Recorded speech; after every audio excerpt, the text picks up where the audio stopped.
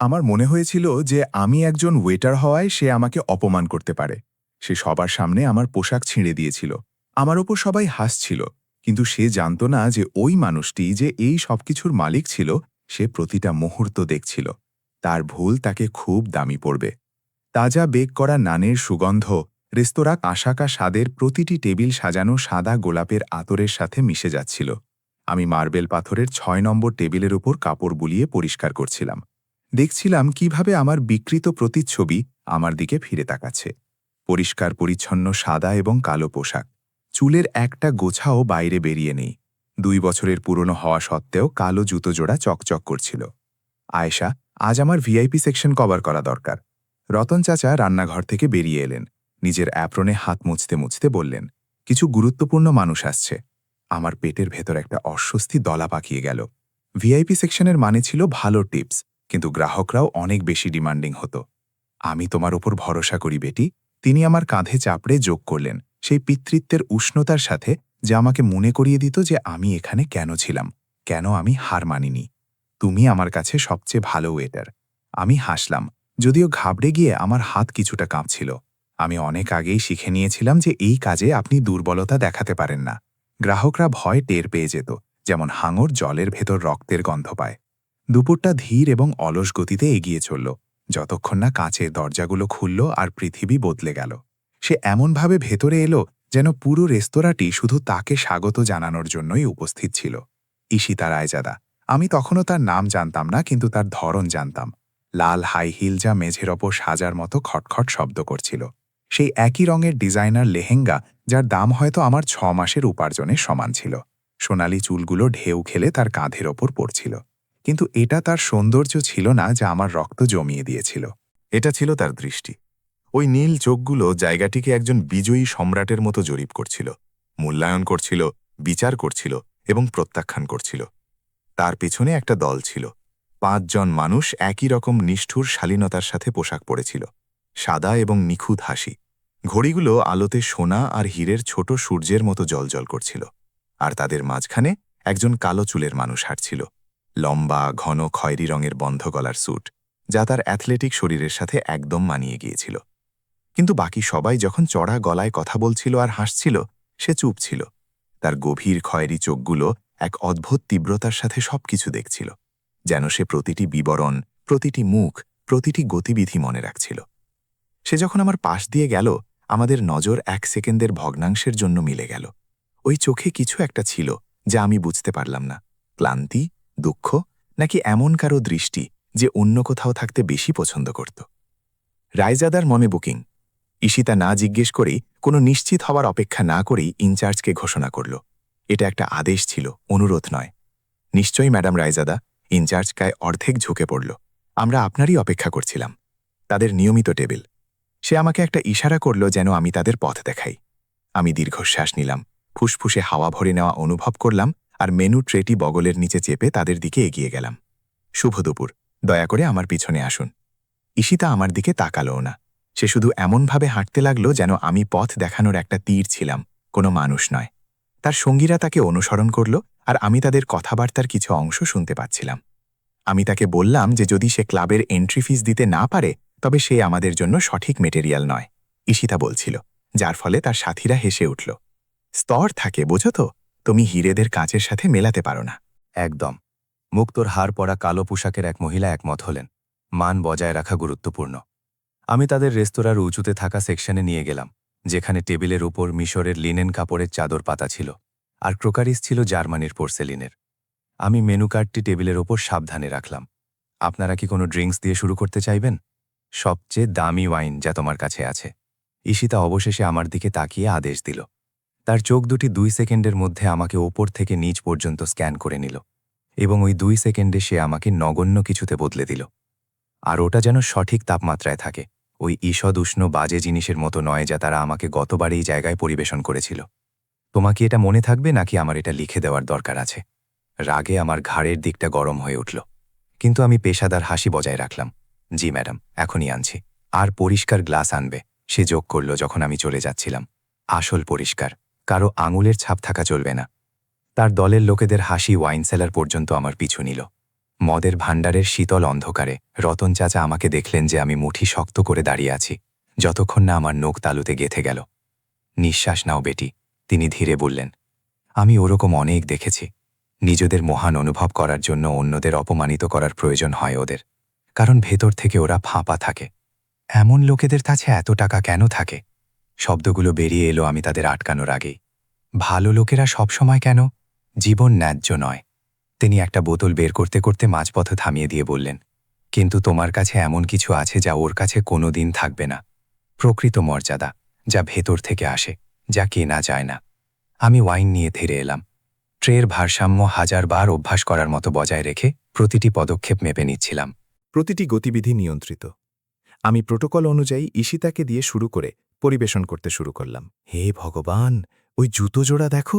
দলের মহিলাদের মধ্যে একজন ফিসফিস করে বলল, এতটা জোরে যে আমি প্রতিটি শব্দ শুনতে পাচ্ছিলাম। ওগুলো পালিশ করা জুতোকে পরে। ওয়াইন ঢালার সময় আমার হাত প্রায় অজান্তেই হেঁপে উঠল। হয়তো সে নতুন কেনার খরচ বহন করতে পারে না। অন্যজন উত্তর দিল, ভাবো একবার, এভাবে বেঁচে থাকা, সারাদিন দাঁড়িয়ে থাকা, সেবা করা। আমি তো মরে যাওয়া পছন্দ করব। শব্দগুলো ছোট ছুরির মতো ছিল। প্রতিটি শব্দই একটা নরম জায়গা খুঁজে গেঁথে যাচ্ছিল। আমার আত্মসম্মান, আমার মর্যাদা, আমার মানবিকতায়। এখানকার সার্ভিস খুব বাজে। ঈশিতা নিজের গ্লাসটি আলোর সামনে তুলে ধরে মন্তব্য করল, এই গ্লাসে একটা দাগ আছে, একটা ছোট দাগ। তুমি কি দেখছ? সে একটা কাল্পনিক বিন্দুর দিকে ইশারা করল। এইভাবে এই লোকগুলো ডিটেলের খেয়াল রাখে। জঘন্য। ম্যাডাম, আমাকে এক্ষুনি এটা বদলে দেবার অনুমতি দিন। না, সে একটা হাত তুলল। তুমি এটাকে আগেই ছুঁয়ে ফেলেছ। আমি অন্য গ্লাস চাই না যা তোমার হাত দিয়ে আসবে। রান্নাঘরে যাও, আর তারা তোমাকে এটা ডিশওয়াশার থেকে সরাসরি দেবে, কোনো মাধ্যম ছাড়াই। কালো চুলের মানুষটি বিক্রম। আমি কাউকে তাকে ওই নামে ডাকতে শুনেছিলাম। নিজের চেয়ারে নড়ে চড়ে বসল। তার আঙুলগুলো টেবিলের উপর শক্ত করছিল। তার চোয়াল শক্ত হয়েছিল, কিন্তু সে কিছু বলেনি। কেউ কিছু বলেনি। আমি নতুন গ্লাস নিয়ে ফিরে এলাম। আমি ওটা ঈশিতার সামনে রাখলাম, আমার আঙুলগুলো ক্রিস্টাল না ছুঁয়েই। উন্নততর। সে ধন্যবাদ না বিনে বলল, এবার স্টার্টার আনো, আর দয়া করে সারা জীবন লাগিয়ে দিও না। পরবর্তী 1 ঘন্টা আমি একজন দক্ষ ভূতের মতো হয়ে গেলাম। প্রতিটি অর্ডার পুরোপুরি পূরণ করা হলো। প্রতিটি পদ নিখুঁতভাবে পরিবেশিত হলো। প্রতিটি অনুরোধ পেশাদার গতির সাথে সামলানো হলো। কিন্তু কোনো কিছুই যথেষ্ট ছিল না। খাবার খুব গরম ছিল, তারপর খুব ঠান্ডা। নান যথেষ্ট মুচমুচে ছিল না। জলের স্বাদ অদ্ভুত ছিল। আলো খুব বিরক্তিকর ছিল। পরিবেশ খুব গোলমেলে ছিল। আমি প্রতিটি সমালোচনাকে একটা স্পঞ্জের মতো শুষে নিলাম। অনুভব করলাম কিভাবে অপমানের বোঝা আমার বুকে জমা হচ্ছে, চেপে ধরছে, শ্বাসরোধ করছে। আর তারপর সেটা ঘটল। আমি দ্বিতীয় রাউন্ডের পদগুলো সরাচ্ছিলাম। তখন ঈশিতা নিজের মদের গ্লাসের দিকে হাত বাড়ানোর জন্য নিজের বাহু খুব দ্রুত নাড়াল। সে আমাকে দেখেনি, অথবা হয়তো সে আমাকে দেখেছিল এবং তার কিছু যায় আসত না। তার কোনোই আমার ট্রেতে জোরে ধাক্কা মারল। পৃথিবী থমকে গেল। থালাবাসনগুলো টলমল করে উঠল। আমি ওগুলোকে স্থির করার চেষ্টা করলাম, এক কদম পিছিয়ে যাওয়ার চেষ্টা করলাম, কিন্তু আমার পা চেয়ারের পায়ার সাথে আটকে গেল।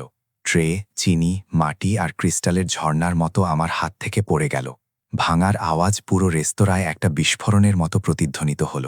প্রতিটি কথাবার্তা থেমে গেল। প্রতিটি মাথা ঘুরে তাকালো। আর আমি পড়ে যাওয়ার আতঙ্কে সাহায্যের জন্য হাত বাড়িয়ে দিলাম। আমার আঙুলগুলো প্রথমে টেবিলের কিনারে ধাক্কা খেল, কিন্তু গতির কারণে আমার বাঁ হাত ঈশিতার লাল লেহেঙ্গাকে ছুঁয়ে ফেলল। খাবারের ঘন সস কাপড়ে রক্তের মতো দাগ ফেলে দিল। যে স্তব্ধতা নেমে এলো তা এতটাই ভারী ছিল যে আমি খুব কষ্টে শ্বাস নিচ্ছিলাম। ঈশিতা হঠাৎ উঠে দাঁড়ালো। তার চেয়ার একটা শব্দ করে পিছনে পড়ে গেল, আর তার মুখে, ওই নীল চোখে যা এখন প্রচণ্ড রাগে জ্বলছিল, আমি ভয়ঙ্কর কিছু দেখলাম। আনন্দ। সে এটা উপভোগ করছিল। তুমি এখনই একটা ডিজাইনার লেহেঙ্গা বরবাদ করে দিলে। তার চিৎকার দেওয়ালে দেওয়ালে প্রতিধ্বনিত হল। 10 লাখ টাকা! তুমি কি জানো তোমার মতো কারো কাছে ওই টাকার মানে কি? এটা তোমার দুঃখের জীবনে তুমি যত কামাবে তার চেয়েও বেশি। ম্যাডাম, ওটা একটা দুর্ঘটনা ছিল। আপনার কোনোই তুমি আমাকে দোষ দিচ্ছ? তার গলার স্বর প্রায় চিৎকারে বদলে গেল। একটা জঘন্য ওয়েটার নিজের অক্ষমতার জন্য আমাকে দোষ দিচ্ছে? চোখের জল আমার চোখের পেছনে জ্বলছিল, কিন্তু আমি তাদের পড়তে দিচ্ছিলাম না। আমি তাকে এই তৃপ্তি দেব না। ম্যাডাম, আমি ক্ষমা চাইছি। আমি কি পরিষ্কার করতে সাহায্য করতে পারি? সাহায্য? তুমি যথেষ্ট সাহায্য করেছ, তোমার মনে হয় না? আর তারপর সে যা করল, এক তেজালো প্রায় হিংস্র অঙ্গভঙ্গির সাথে ঈশিতা আমার পোশাকের সামনে নিজের মুঠি বন্ধ করে ধরল। আমি তার আঙুলের গিঁটগুলো আমার বুকের ওপর চাপ অনুভব করলাম। তার মদের গন্ধওয়ালা নিঃশ্বাস আমার মুখের কাছে। এই লেহেঙ্গার দাম 10 লাখ, সে ফিসফিস করে বলল। আর তুমি নিজের সস্তা ওয়েটারের অ্যাপ্রন দিয়ে এটাকে বরবাদ করে দিলে। সে টান মারল। কাপড় ছেঁড়ার আওয়াজটা ছিল অশ্লীল, চামড়া ফাটার মতো। আমার পোশাক কাঁধ থেকে কোমর পর্যন্ত ছিঁড়ে গেল। আমার ত্বক, আমার অন্তর্বাস, আমার পূর্ণ অপমান ডজন ডজন চোখের সামনে উন্মোচিত হয়ে গেল। রেস্তোরাঁর ঠান্ডা হাওয়া আমার খোলা চামড়ায় ধাক্কা মারল। আমার হাত আমার শরীরকে ঢাকার জন্য উঠে এলো, কিন্তু দেরি হয়ে গিয়েছিল। সবাই আগেই দেখে ফেলেছিল। সবাই আমার পূর্ণ অপমানের সাক্ষী হয়ে গিয়েছিল। কেমন লাগে? ঈশিতা বিষাক্ত তৃপ্তির সাথে বলল। এখন তোমার কাছেও কিছু একটা বরবাদ হয়ে গেছে। যদিও আমার সন্দেহ আছে তোমার ওই ন্যাকড়ার দাম 500 টাকার বেশি হবে কিনা। তার দলের লোকেদের ঘাবড়ানো হাসি তার শব্দের চেয়েও খারাপ ছিল, কারণ তারা নিশ্চিত করছিল যে এটা তাদের কাছে নিছক বিনোদন ছিল। আমার যন্ত্রণা তাদের দুপুরের মজা ছিল। চোখের জল অবশেষে গড়িয়ে পড়ল, গরম, তেতো, অনিয়ন্ত্রিত। কেউ আমাকে বাঁচালো না, কেউ কিছু বলল না, বিক্রম ছাড়া। আমি তাকে দেখলাম, তখন আমি সত্যিই তাকে দেখলাম। সে এতটাই দ্রুত উঠে দাঁড়িয়েছিল যে তার চেয়ার প্রায় পড়ে যাচ্ছিল। তার হাত এতটাই জোরে মুঠিতে বন্ধ ছিল যে তার আঙুলের গিঁটের সমস্ত রং উড়ে গিয়েছিল। তার চোয়াল শক্ত হয়েছিল, একটা রগ তার কপালে দপদপ করছিল, আর তার গভীর খয়েরি চোখ, যা আগে ক্লান্ত আর দূরে দূরে দেখাতো, এখন এক তীব্রতায় জ্বলছিল, যা আমাকে ভয় পাইয়ে দিল। আমি তাতে অসন্তোষ দেখিনি, ওটা ছিল পূর্ণ ক্রোধ। কিন্তু ঈশিতা লক্ষ্য করেনি। নিজের নিষ্ঠুরতায় আনন্দ নিতে সে খুব ব্যস্ত ছিল। বেরিয়ে যাও, সে একটা মাছি তাড়ানোর মতো হাত নাড়িয়ে আদেশ দিল। আর প্রার্থনা করো যেন আমি তোমার নামে মামলা না করি। যদিও তোমার কাছে যা সামান্য কিছু আছে তা কাগজের দামের সমানও নয়। আমি ঘুরে দৌড়ে পালালাম। আমি রান্নাঘরের দিকে দৌড়ালাম। নিজের পোশাকের টুকরোগুলো বুকের সাথে জাপটে ধরে চোখের জল আমাকে অন্ধ করে দিচ্ছিল। হাসিগুলো ক্ষুধার্ত কুকুরের মতো আমার পিছু নিচ্ছিল। রতন চাচা আমাকে স্টোর রুমে খুঁজে পেলেন, সাপ্লাই বক্সের মাঝখানে কাঁদতে থাকা, ঠান্ডায় নয় বরং শুদ্ধ অপমানে কাঁপতে থাকা অবস্থায়। আমাকে ক্ষমা করবেন, আমি ফুপিয়ে ফুপিয়ে ফিসফিস করে বললাম। আমাকে খুব ক্ষমা করবেন। তোমার ক্ষমা চাওয়ার কোনো প্রয়োজন নেই বেটি। তিনি আমাকে নিজের জ্যাকেট দিয়ে ঠেকা দিলেন। কোনো প্রয়োজন নেই। কিন্তু আমি সত্যিটা জানতাম। ওই মুহূর্তে ভেঙে পড়া এবং উন্মোচিত অবস্থায় আমি অনুভব করলাম যে আমি একেবারে নিচে পৌঁছে গেছি। তখন আমি জানতে পারিনি যে এটা শুধু শুরু ছিল, যে গভীর খয়েরি চোখের ওই মানুষটি, যে নিয়ন্ত্রিত ক্রোধের সাথে সবকিছু দেখছিল, সে ঈশিতার টেলিলে শুধু আর একজন ধনী অতিথি ছিল না, এবং যা আসতে চলেছিল তা সবকিছু পুরোপুরি বদলে দেবে। আমি পরের 20 মিনিট স্টাফ বাথরুমে কাটালাম। দাগ ধরা আয়নায় নিজের ভেঙে পড়া ছবিকে দেখছিলাম। রতন চাচার জ্যাকেট আমার ছেঁড়া পোশাককে ঢেকে দিয়েছিল, কিন্তু এটা আমার ভোলা চোখের লালচে ভাব বা আমার শরীরে এখনো বয়ে চলা কাঁপুনিকে লুকাতে পারছিল না। আয়শা, আমার সহকর্মী ওয়েটার পূজার গলা দরজার ওপার থেকে এলো। রতন চাচা বলছেন যে তুমি বাড়ি যাও, আমরা বাকি শিফট সামলে নেব। বাড়ি যাও, যেন আমি সহজেই চলে যেতে পারতাম আর ভুলে যেতে পারতাম কি হয়েছে, যেন কাল সবকিছু স্বাভাবিক হয়ে যাবে।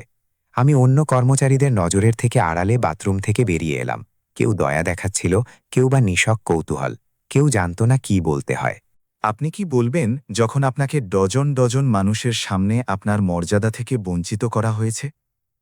রেস্তোরাঁর পেছনের দরজা দিয়ে বেরোতেই বিকেলের হাওয়া আমাকে ধাক্কা মারল। শহরে জানুয়ারি মাস সবসময় ঠান্ডা থাকত, কিন্তু ওই দিনটা স্বাভাবিকের চেয়েও বেশি বরফ শীতল লাগছিল। অথবা হয়তো আমিই সেরকম অনুভব করছিলাম। আমার ত্বক এখনও ধারের জ্যাকেটের নিচে উন্মুক্ত ছিল। হাওয়ার প্রতিটা ঝাপটা আমার অপমানের কথা মনে করিয়ে দিচ্ছিল। আমি আধা ঘন্টা পর্যন্ত কোনো নির্দিষ্ট দিক ছাড়াই হাঁটতে থাকলাম। আমার নিজেকে আর ওই জায়গার মধ্যে দূরত্ব তৈরির দরকার ছিল। আমার পা আমাকে ওই ছোট পার্কটা পর্যন্ত নিয়ে গেল, যেখানে আমি আমার ব্রেকের সময় বসতাম। একটা উইলো গাছের নিচের একটা বেঞ্চওয়ালা ওই শান্ত কোণাটি আমাকে একাধিকবার কাঁদতে দেখেছে। আমি বেঞ্চে বসে পড়লাম, নিজেকে জড়িয়ে ধরলাম। আমি এখানে কিভাবে পৌঁছালাম? 3 বছর আগে আমার স্বপ্ন ছিল। আমি গ্রাফিক ডিজাইন পড়ছিলাম। আমার কাছে পরিকল্পনা ছিল, আমার কাছে ভবিষ্যৎ ছিল। কিন্তু তখনই আমার দাদি অসুস্থ হয়ে পড়লেন। কঠিন অসুখ তাকে ধীরে ধীরে যন্ত্রণাদায়কভাবে কেড়ে নিল। না কেবল তার জীবনকে, বরং আমাদের সমস্ত জমানো পুঁজিকেও খেয়ে নিল। চিকিৎসা, ওষুধপত্র, হাসপাতাল, সবকিছু চিকিৎসার এক কালো গর্তে হারিয়ে গেল। আমাকে কলেজ ছাড়তে হলো, আমাকে কাজ খুঁজতে হলো, যে কোনো কাজ। আর আমি এখানে ছিলাম ৩ বছর পর বেঁচে থাকার জন্য টেবিল পরিষ্কার করছিলাম। ওই সব লোকেদের দ্বারা অপমানিত হচ্ছিলাম, যারা হয়তো একটা দুপুরের খাবারে ততটা খরচ করত যতটা আমি ১ মাসে আয় করতাম। আমার পকেটে আমার সেলফোন ভাইব্রেট হলো। এটা রতন চাচার একটা মেসেজ ছিল, কাল বিশ্রাম নাও, আমার শনিবার তোমাকে দরকার। আর আয়েশা, তাদের তোমার ভেতরের মানুষটিকে ছিনিয়ে নিতে দিও না। নতুন চোখের জল আমার গালে গড়িয়ে পড়ল, কিন্তু এগুলো আলাদা ছিল, অপমানের নয়, বরং কৃতজ্ঞতার জন্য, যে অন্তত একজন মানুষ ছিল যে আমাকে একজন মানুষ হিসেবে দেখত। আমি জানতাম না যে আমি ওখানে কতক্ষণ বসেছিলাম। যখন আমি পায়ের শব্দ শুনতে পেলাম, আমি ওপরে তাকালাম। অর্ধেকটা আশা করছিলাম যে কোনো ভবঘুরে বা কোনো পার্কে দৌড়ানো লোক হবে। সে ছিল বিক্রম, ঈশিতার টেবিলের সেই মানুষটি, এক দৃঢ় পদক্ষেপের সাথে আমার দিকে হেঁটে আসছিল। তার গভীর খয়েরি স্যুট এখন আংশিকভাবে একটা কালো ওভারকোট দিয়ে ঢাকা ছিল। তার হাতে শহরের সবচেয়ে দামি কাপড়ের বুটিকের একটা ব্যাগ ছিল। আমার প্রথম প্রবৃত্তি ছিল উঠে দৌড়ে পালিয়ে যাওয়ার। ওই গ্রুপের কারোর আমাকে এখানে এবং দুর্বল অবস্থায় খুঁজে পাওয়া আমার সবচেয়ে বড় দুঃস্বপ্ন ছিল। কিন্তু আমার পা কোনো সাড়া দিল না। আমি পালানোর জন্য খুব ক্লান্ত ছিলাম। সে কিছু ফুট দূরে থামল, যেন সে বুঝত যে খুব কাছে এলে আমি ভয় পেতে পারি। আয়েশা, সে আমার নামটা কোমলভাবে উচ্চারণ করল, যেন এটা খুব নাজুক কিছু যা ভেঙে যেতে পারে। আপনি আমার নাম কিভাবে জানেন? কান্নার কারণে আমার গলার স্বর ভাঙা শোনাল। এটা তোমার নেম ট্যাগে আছে, আমি এটা এর আগেই দেখেছিলাম। সে থামল, তার চোয়াল শক্ত হল। এর আগে যা হলো তার আগে। আমাদের মাঝখানে এক অদ্ভুত স্তব্ধতা ছেয়ে গেল। হাওয়া আমাদের মাথার ওপর উইলো গাছের পাতায় ফিসফিস শব্দ করাচ্ছিল। আপনি কি চান? আমি অবশেষে জিজ্ঞেস করলাম, নিজেকে আরও শক্ত করে জড়িয়ে ধরলাম। আপনি কি আপনার বন্ধুর হয়ে ক্ষমা চাইতে এসেছেন, নাকি এটা বলতে এসেছেন যে মামলা আসতে চলেছে? ঈশিতা আমার বন্ধু নয়, সে এমন এক প্রবলতার সাথে বলল যা আমাকে অবাক করে দিল। আর আমি তার পক্ষ থেকে ক্ষমা চাইতে আসিনি, আমি নিজের পক্ষ থেকে ক্ষমা চাইতে এসেছি। আমি না বুঝেই তাকে দেখলাম। আমি তাকে আটকানোর জন্য কিছু করিনি। এমন ক্ষমা চাইতে সে ধীরে ধীরে কাছে আসতে আসতে বলতে থাকল, আমি ওখানে বসে থাকলাম যখন সে তোমাকে অপমান করল, যখন সে তোমাকে আঘাত করল, আর এটা আমাকে তার মতোই অপরাধী বানিয়ে দেয়। আপনি আমার পোশাক ছেড়েননি, আমি তিক্ততার সাথে উত্তর দিলাম। ব্যাস ওইটুকুই। সে এক কদমও বাড়াল না। কিন্তু আমার স্তব্ধতা তোমাকে আঘাত করেছে। যখন তুমি একটা অন্যায়ের সাক্ষী থাকো আর কিছু করো না, তখন তুমি একজন সহযোগী হয়ে যাও। তার শব্দগুলো সুন্দর ছিল, কিন্তু ফাঁপা। এখন সেগুলোর কি লাভ ছিল? আপনি এখানে কেন? আমি গুরুত্বের সাথে আবার জিজ্ঞেস করলাম। আপনি আমার থেকে কি চান? সে তার হাতে থাকা ব্যাগটা এগিয়ে দিল। আমি এটা এনেছি, একটা নতুন পোশাক আর ক্ষতিপূরণের জন্য আরও কিছু। আমি ব্যাগটাকে এমনভাবে দেখলাম যেন ওটা একটা সাপ। আমার আপনার সাহায্য চাই না। এটা দয়া বা সাহায্য নয়, সে জোর দিয়ে বলল। এটা ন্যায় বিচার। যদিও এটা ছোট।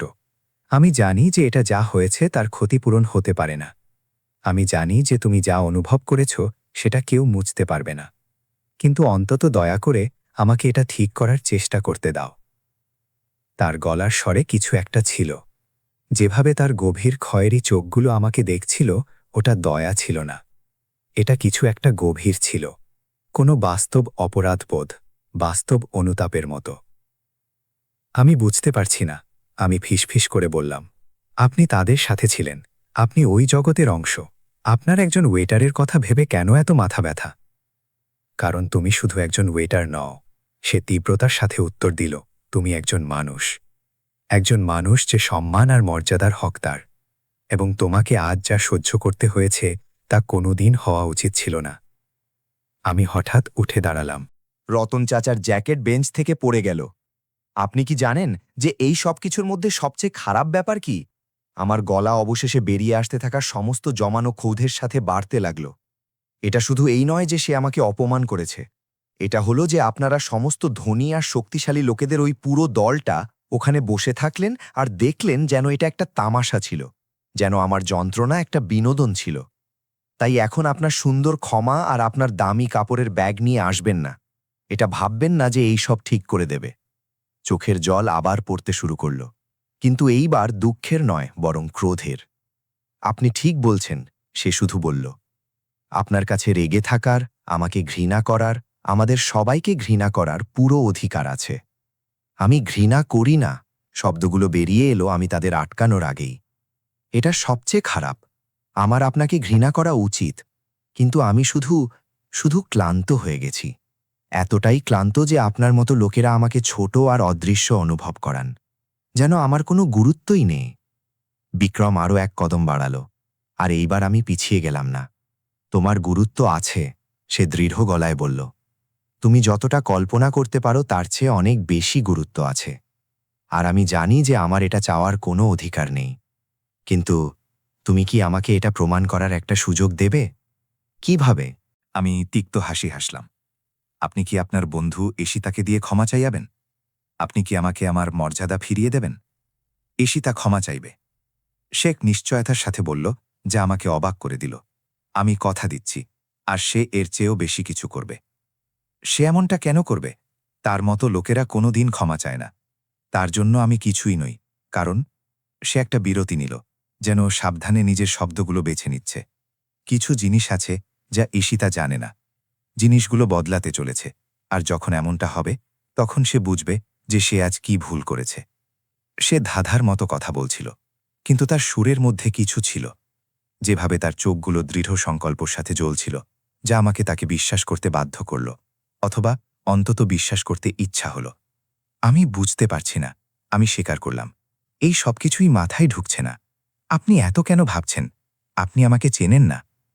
তুমি ঠিকই বলছ, আমি তোমাকে চিনি না, সে স্বীকার করল। কিন্তু আমি চরিত্র চিনতে জানি যখন আমি সেটা দেখি। আমি দেখলাম যে তুমি প্রতিটি অপমানকে কত মর্যাদার সাথে সহ্য করলে। নিজেকে সঠিক প্রমাণ করার সাধারণতা। কিভাবে তুমি তোমার পেশাদারিত্ব বজায় রাখলে, তখনও যখন তারা তোমার সাথে আবর্জনার মতো ব্যবহার করল। আমি তোমার শক্তি দেখেছি আয়েশা, আর সেটা চিনে নেওয়া জরুরি। তার কথাগুলো আমার প্রতিরক্ষাকে গরম ছুরির মতো কেটে দিল, কারণ হৃদয়ের গভীরে, আমার ক্লান্ত আর আহত অস্তিত্বের সবচেয়ে গভীর অংশে আমার এটা শোনার প্রয়োজন ছিল। আমার দরকার ছিল যে কেউ, অন্তত কেউ একজন, আমাকে একজন আনাড়ি ওয়েটারের চেয়ে বড় কিছু হিসেবে দেখুক। দয়া করে, সে আবার ব্যাগটা বাড়িয়ে দিল। অন্তত এটা নাও। ভেতরে একটা নতুন পোশাক আর একটা খাম আছে। যতক্ষণ না তুমি বাড়ি পৌঁছচ্ছ, ওটা খুলবে না। শুধু দয়া করে এটা গ্রহণ করো। আমি দীর্ঘ কয়েক সেকেন্ড ব্যাগটার দিকে তাকিয়ে থাকলাম। আমার একটা অংশ এটাকে অস্বীকার করতে চাইছিল, নিজের আত্মসম্মানকে বজায় রাখতে চাইছিল। কিন্তু অন্য অংশটি, বাস্তববাদী অংশটি, যে খুব সামান্যর মধ্যে বেঁচে থাকা শিখে নিয়েছিল। সে জানত যে আমার একটি নতুন পোশাকের প্রয়োজন ছিল। আমি ওই ছেঁড়া পোশাক পরে কাজে ফিরতে পারতাম না। আমি হাত বাড়িয়ে ব্যাগটি নিলাম। এটা আমার ধারণার চেয়েও বেশি ভারী ছিল। ধন্যবাদ, আমি ফিসফিস করে বললাম, যদিও আমার ঘৃণা লাগছিল যে এই সাধারণ শব্দটি আত্মসমর্পণের মতো শোনাচ্ছিল। এখনই আমাকে ধন্যবাদ দিও না, সে একটি ছোট হাসির সাথে উত্তর দিল। বাড়ি পৌঁছানো পর্যন্ত অপেক্ষা করো। আমি বুঝতে পারছি না আপনি কেন এমনটা করছেন। আমি আবার বললাম, আসলে একদমই না। ধরে নাও যে আমার নিজস্ব কিছু কারণ আছে। সে আকাশের দিকে তাকালো, যেখানে সূর্য ডুবতে শুরু করেছিল। সবকিছু কমলা আর বেগুনি রঙে রাঙিয়ে যাচ্ছিল, আর খুব শীঘ্রই সবকিছু পরিষ্কার হয়ে যাবে। আপনি এমনভাবে কথা বলছেন যেন আপনি এমন কিছু জানেন যে আমি জানি না। কারণ সেটাই ঠিক, সে স্বীকার করল। কিন্তু এটাকে এখনই প্রকাশ করা আমার কাজ নয়। শুধু ভরসা রাখো যে ন্যায় বিচার টিকে আছে আয়েশা। কখনো কখনো এতে দেরি হয়, কখনো কখনো এটা অপ্রত্যাশিত উপায়ে আসে, কিন্তু এটা থাকে। আমি উত্তর দেওয়ার আগেই তার ফোন বেজে উঠল। সে স্ক্রিনের দিকে তাকালো এবং তার মুখভঙ্গি শক্ত হয়ে গেল। আমাকে যেতে হবে, সে দ্রুত বলল। কিন্তু আয়েশা, নিজের মাথা উঁচু রেখো। আজ যা হয়েছে তা তুমি কে সেটা নির্ধারণ করে না, আর খুব শীঘ্রই ঈশিতাও এটা বুঝতে পারবে। দাঁড়ান, আমি তাকে ডাকলাম যখন সে দূরে যেতে লাগল। আমি আপনার পুরো নাম পর্যন্ত জানি না। সে থমকে গেল। এক অদ্ভুত, প্রায় বিষণ্ণ অভিব্যক্তি নিয়ে আমার কাঁধের অপর দিয়ে সে আমার দিকে তাকালো। বিক্রমাদিত্য সিংহানিয়া, সে অবশেষে বলল। আর আমার বিশ্বাস করো আয়েশা, ওই নামটা তোমার জন্য খুব শীঘ্রই আরও অনেক বড় মানে বয়ে আনবে। আর এই বলে সে চলে গেল। আমাকে ওই উইলো গাছের নিচে একা ফেলে রেখে গেল, সাথে একটি দামি বুটিকের ব্যাগ আর উত্তরের চেয়েও অনেক বেশি প্রশ্ন। আমার ছোট অ্যাপার্টমেন্ট পর্যন্ত যাবার পথটা লম্বা ছিল। আমি শহরের এক অনুন্নত এলাকায় একটি পুরনো ইমারতে থাকতাম, যেখানে দেওয়ালের রং চটে গিয়েছিল আর সিঁড়িগুলো প্রতি পদক্ষেপে মর্মর শব্দ করত। আমি আমার ঘরের দরজা পর্যন্ত ৩ তলা উঠলাম। প্রতি পদক্ষেপে ওই ব্যাগের ওজন অনুভব করছিলাম। একবার ভেতরে ঢুকে দরজা বন্ধ করে তালা দেওয়ার পর আমি অবশেষে নিজেকে ছেড়ে দিলাম। আমি আমার ছোট লিভিং রুমের মেঝেতে বসে পড়লাম। পিঠ দরজার সাথে ঠেকিয়ে আমি ব্যাগটা খুললাম। পোশাকটি সুন্দর ছিল। এটি সেই সস্তা মানের পোশাক ছিল না যা আমরা রেস্তোরাঁয় ব্যবহার করতাম, বরং স্পষ্টভাবে ডিজাইনার ছিল, ছোঁয়ায় নরম আর নিখুঁতভাবে তৈরি। এটার দাম নিশ্চয়ই অনেক বেশি ছিল, কিন্তু যে জিনিসটি আমার শ্বাস থামিয়ে দিল তা ছিল ওই খামটি। কাপা হাতে আমি ওটা খুললাম। ভেতরে সুন্দর হাতের লেখা একটি চিঠি ছিল। আয়েশা, কোনো টাকাই সেই যন্ত্রণার ক্ষতিপূরণ হতে পারে না যা তুমি আজ সহ্য করেছ, কিন্তু আমার আশা যে এটা অন্তত তোমার কিছু বোঝা হালকা করবে। এটা কোনো দয়া বা খয়রাত নয়, এটাই স্বীকৃতির চিহ্ন যে তোমার সাথে এমন এক ব্যক্তি অন্যায় করেছে যার আরও সচেতন হওয়া উচিত ছিল। আর তুমি জিজ্ঞেস করার আগেই যে এটাকে গ্রহণ করা তোমাকে দুর্বল করে কিনা, আমি তোমাকে কিছু বলি। শক্তির সাহায্য অস্বীকার করার মধ্যে নেই যখন তোমার সেটার প্রয়োজন হয়, বরং এটা যন্ত্রণার পরেও এগিয়ে যাওয়ার মধ্যে আছে। আমরা খুব শীঘ্রই দেখা করব, যতটা তুমি কল্পনা করতে পারো তার চেয়েও তাড়াতাড়ি। আর যখন সেটা হবে তখন তুমি বুঝবে কেন আজকের দিনটা গুরুত্বপূর্ণ ছিল। ইতি, বিয়ে। চিঠির নিচে নোটের একটা বান্ডিল ছিল। আমি কাঁপতে কাঁপতে গুনলাম 10 লাখ টাকা। এটা আমার জীবনে একসাথে দেখা সবচেয়ে বেশি টাকা ছিল। আমার বকেয়া শোধ করার জন্য যথেষ্ট। বহু বছর পর প্রথমবার মন খুলে শ্বাস নেওয়ার জন্য যথেষ্ট। টাকাগুলোর উপর চোখের জল গড়িয়ে পড়ল। আমার অবিশ্বাস, কৃতজ্ঞতা আর চরম বিভ্রান্তি সেগুলোকে ভিজিয়ে দিল। বিক্রমাদিত্য সিংহানিয়া কে ছিলেন? তার এত মাথা ব্যথা কেন ছিল? আর খুব শীঘ্রই দেখা হবে মানেই বা কি? আমার কাছে কোনো উত্তর ছিল না। আমার কাছে শুধু ছিল একটি নতুন পোশাক, এমন টাকা যা আমি বুঝতে পারছিলাম না, আর এক অদ্ভুত অনুভূতি যে আমার জীবন বদলাতে চলেছে, এমনভাবে যে আমি কল্পনাও করতে পারছিলাম না। সেদিন রাতে নিজের ছোট বিছানায় শুয়ে সিলিংয়ের ফাটলগুলো দেখছিলাম, যেগুলো আমি বহু বছর আগে মুখস্থ করে নিয়েছিলাম। আমার ভেতরে কিছু একটা বদলাতে শুরু করল। অপমানটা এখনও সেখানে ছিল, জলজলে আর টাটকা। কিন্তু তার সাথে সাথে দাদিকে হারানোর পর প্রথমবার আমি অন্য কিছু অনুভব করলাম। আশা, ছোট্ট, নাজুক কিন্তু বাস্তব। আর আমি তখন জানতাম না যে ওই আশাটা সঠিক ছিল। বিক্রমাদিত্য সিংহানিয়া কেবল অপরাধবোধে ভোগা কোনো ধনী ব্যক্তি ছিলেন না। যা আসতে চলেছিল তা ঈশিতা রায়জাদার পৃথিবীকে নাড়িয়ে দেবে। আর আমি সেই অদৃশ্য ওয়েটার, যাকে ডজন ডজন মানুষের সামনে অপমানিত করা হয়েছিল, সে জানতে পারবে যে ন্যায় বিচার সত্যি অপ্রত্যাশিত পথে আসে। শনিবার আমার ধারণার চেয়েও দ্রুত চলে এলো। ওই ঘটনার পর 2 দিন কেটে গিয়েছিল। 2 দিন আমি জরুরি কাজ ছাড়া অ্যাপার্টমেন্টের বাইরে বেরোইনি। আমি আলমারিতে ঝোলানো নতুন পোশাক আর গদির নিচে লুকিয়ে রাখা 10 লাখ টাকার দিকে তাকিয়ে ঘন্টার পর ঘন্টা কাটিয়েছি। ভাবছিলাম সবকিছু সত্যি তো, নাকি আমার অপমানের ফলে দেখা কোনো ঘোরের স্বপ্ন। কিন্তু এটা সত্যি ছিল। সবকিছু ভীষণভাবে, অদ্ভুতভাবে সত্যি ছিল। তোমাকে অন্যরকম দেখাচ্ছে, পূজা মন্তব্য করল। যখন আমি সেদিন সকালে রেস্তোরাঁয় পৌঁছালাম, সে প্রাতরাশের টেবিলগুলো পরিষ্কার করছিল। ওই পোশাকটা, বাহ আয়েশা, তুমি এটা কোথায় পেলে? এটা একটা লম্বা গল্প। আমি তার কৌতূহলী চোখ এড়িয়ে উত্তর দিলাম। এটার সম্পর্ক ওই দিন যা হয়েছিল তার সাথে আছে। সে গলার স্বর নিচু করল এবং চারপাশ দেখে নিল যেন কেউ শুনতে না পায়। কারণ সবাই ওই বিষয়ে কথা বলছে যে কিভাবে ওই জঘন্য মহিলা আমাকে ওই বিষয়ে কথা বলতে হবে না। আমি তাকে থামিয়ে দিলাম, হয়তো প্রয়োজনের চেয়ে বেশি কঠোরভাবে। দয়া করে পূজা। সে আত্মসমর্পণের ভঙ্গিতে হাত ওপরে তুলল। ঠিক আছে, ঠিক আছে, তোমাকে ফিরে আসতে দেখে আমি খুশি হয়েছি। রেস্তোরাঁটা তোমাকে ছাড়া একই রকম লাগে না। রতন চাচা ঠিক তখনই রান্নাঘর থেকে বেরিয়ে এলেন। সব সময়কার মতো অ্যাপ্রনে হাত মুছতে মুছতে আমাকে দেখেই তার কুঁচকানো মুখটা এক প্রকৃত হাসিতে উজ্জ্বল হয়ে উঠল। আমার সবচেয়ে ভালো ওয়েটার এখানে এসেছে, তিনি বললেন। কিন্তু তারপর আমার পোশাক দেখে তার কপালে ভাঁজ পড়ল। এটা তো আমাদের সাধারণ ড্রেস নয়, আমি নিজেই কিনেছি, আমি মিথ্যে বললাম। গলার কাছে একটা গরম ভাব অনুভব করলাম। আমার একটা নতুনের দরকার ছিল, পরে আমি বুঝিয়ে বলছি। তিনি আমাকে কথা শেষ করার হাত থেকে বাঁচিয়ে বলে উঠলেন, এটা তোমাকে খুব মানিয়েছে বেটি, খুব প্রফেশনাল। সকালের শিফট নির্বিঘ্নে কেটে গেল। ছোট বাচ্চাদের নিয়ে আসা পরিবার, বৃদ্ধ দম্পতি শান্তিতে কফি খাচ্ছিলেন, ব্যবসায়ীরা নথিপত্র দেখছিলেন। অস্বাভাবিক কিছু ছিল না, কিন্তু বেলা 11টা নাগাদ রেস্তোরাঁর পরিবেশ বদলে গেল। আমি এটা দেখার আগেই অনুভব করলাম বাতাসে এক বৈদ্যুতিক উত্তেজনা, যা কোনো গুরুত্বপূর্ণ ঘটনার আগে অনুভূত হয়। ইনচার্জ দ্রুত ছোটাছুটি শুরু করল। নিজের শার্টের কলার ঠিক করতে করতে পরীক্ষা করছিল প্রতিটি টেবিল নিখুঁত আছে কিনা। কি হচ্ছে? আমি পূজাকে জিজ্ঞেস করলাম যখন সে ট্রে নিয়ে আমার পাশ দিয়ে যাচ্ছিল। আমি জানি না, কিন্তু ইনচার্জ 5 মিনিট আগে একটা কল পেয়েছে, আর তারপর থেকেই সে পাগলের মতো করছে। সে খুব গুরুত্বপূর্ণ কোনো ভিজিটরের কথা বলছিল। আবার আমার পেটটা সংকুচিত হয়ে গেল। আবার কি ঈশিতা আসবে? এই চিন্তায় আমার বমি ভাব হতে লাগলো। আমি আবার তার মুখোমুখি হওয়ার জন্য তৈরি ছিলাম না। এত তাড়াতাড়ি তো নয়। কিন্তু যখন কাছের দরজাগুলো খুলল, ভেতরে ঈশিতা নয়, বরং বিক্রম ছিল। সে একটি নিখুঁতভাবে তৈরি গাঢ় নীল রঙের স্যুট পরেছিল, টাই ছাড়া সাদা শার্ট, আর সেই ইতালিয়ান চামড়ার জুতো, যার দাম হয়তো আমার 3 মাসের ভাড়ার চেয়েও বেশি। কিন্তু যে জিনিসটা আমাকে সবচেয়ে বেশি অবাক করল তা হলো তার অভিব্যক্তি। দৃঢ়, প্রায় গম্ভীর, যেন কোনো মিশনে থাকা ব্যক্তি। রেস্তোরাঁর ওপার থেকে আমাদের চোখাচোখি হল। ওই মুহূর্তে কিছু একটা ঘটল, এমন কিছু যা আমি নাম দিতে পারছিলাম না। ইনচার্জ প্রায় দৌড়ে তার দিকে গেল। শ্রী সিংঘানিয়া, আপনাকে এখানে পেয়ে কি যে সম্মান হলো আমাদের। তার গলা কিছুটা কাঁপছিল। আমরা আশা করিনি, আমাদের কোনো খবর দেওয়া হয়নি। খবর দেওয়ার প্রয়োজন ছিল না। বিক্রম দৃঢ় কিন্তু রূঢ় নয় এমন স্বরে থামিয়ে দিয়ে বলল, আমি দুপুরের খাবার খেতে এসেছি, আর আমার একটি বিশেষ অনুরোধ আছে। নিশ্চয়ই, যা বলবেন। সবচেয়ে ভালো টেবিল, সবচেয়ে ভালো মদ আমাদের শেফ তৈরি করবেন। আমি চাই যে ও আমার সেবা করুক। সে সরাসরি আমার দিকে ইশারা করল। মনে হলো যেন পুরো রেস্তোরাঁ নিজের নিঃশ্বাস আটকে নিয়েছে।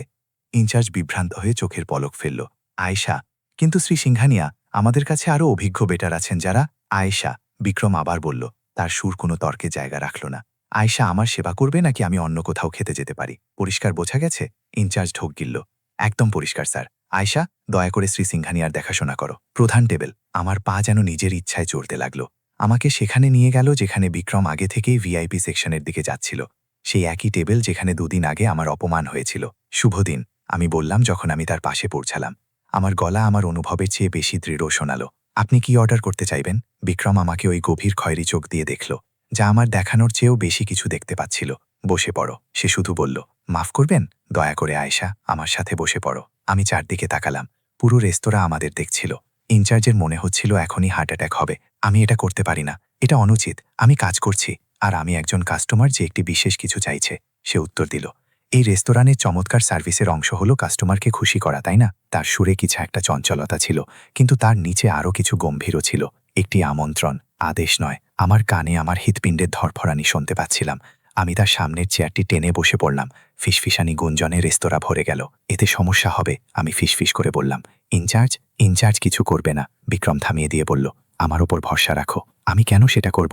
আমি আপনাকে চিনিই না। তাহলে চলুন একে অপরকে চিনি। সে হাসল, আর প্রথমবার আমি দেখলাম যে তার হাসিটা প্রকৃত ছিল, উষ্ণ ছিল, যা তার চোখ পর্যন্ত পৌঁছে গিয়েছিল।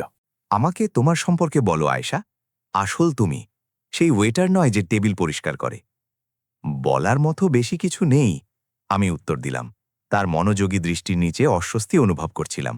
আমি এখানে কাজ করি, নিজের বিল শোধ করি, বেঁচে থাকি, ব্যাস ওইটুকুই। ব্যাস বেঁচে থাকো? প্রশ্নটা আমাকে ধারণার চেয়েও বেশি জোরে ধাক্কা দিল, কারণ সে ঠিকই বলেছিল। আমি কবে থেকে বাঁচা ছেড়ে দিয়ে কেবল টিকে থাকতে শুরু করেছিলাম? আমার স্বপ্ন ছিল। আমি নিজের সততায় নিজেই অবাক হয়ে স্বীকার করলাম। আমি আর্কিটেকচার পড়ছিলাম। আমি কোনোদিন নিজের স্টুডিও খুলতে চেয়েছিলাম, শিল্পীদের সাথে কাজ করা, সুন্দর কিছু বানানো। কিন্তু জীবন বদলে গেল। কি হয়েছিল? আমার দাদি অসুস্থ হয়ে পড়েছিলেন, ক্যান্সার। চিকিৎসার খরচ সব কিছু শেষ করে দিল। আমাকে পড়াশোনা ছাড়তে হলো, কাজ খুঁজতে হলো, আর আমি এখানে 3 বছর পর এমন লোকেদের খাবার পরিবেশন করছি যারা হয়তো আমাকে পরের দিন মনেও রাখবে না। বিক্রম সামনে ঝুঁকে এলো। তার চোখগুলো তীব্র ছিল। আমি তোমাকে মনে রেখেছি, সে ধীরে বলল।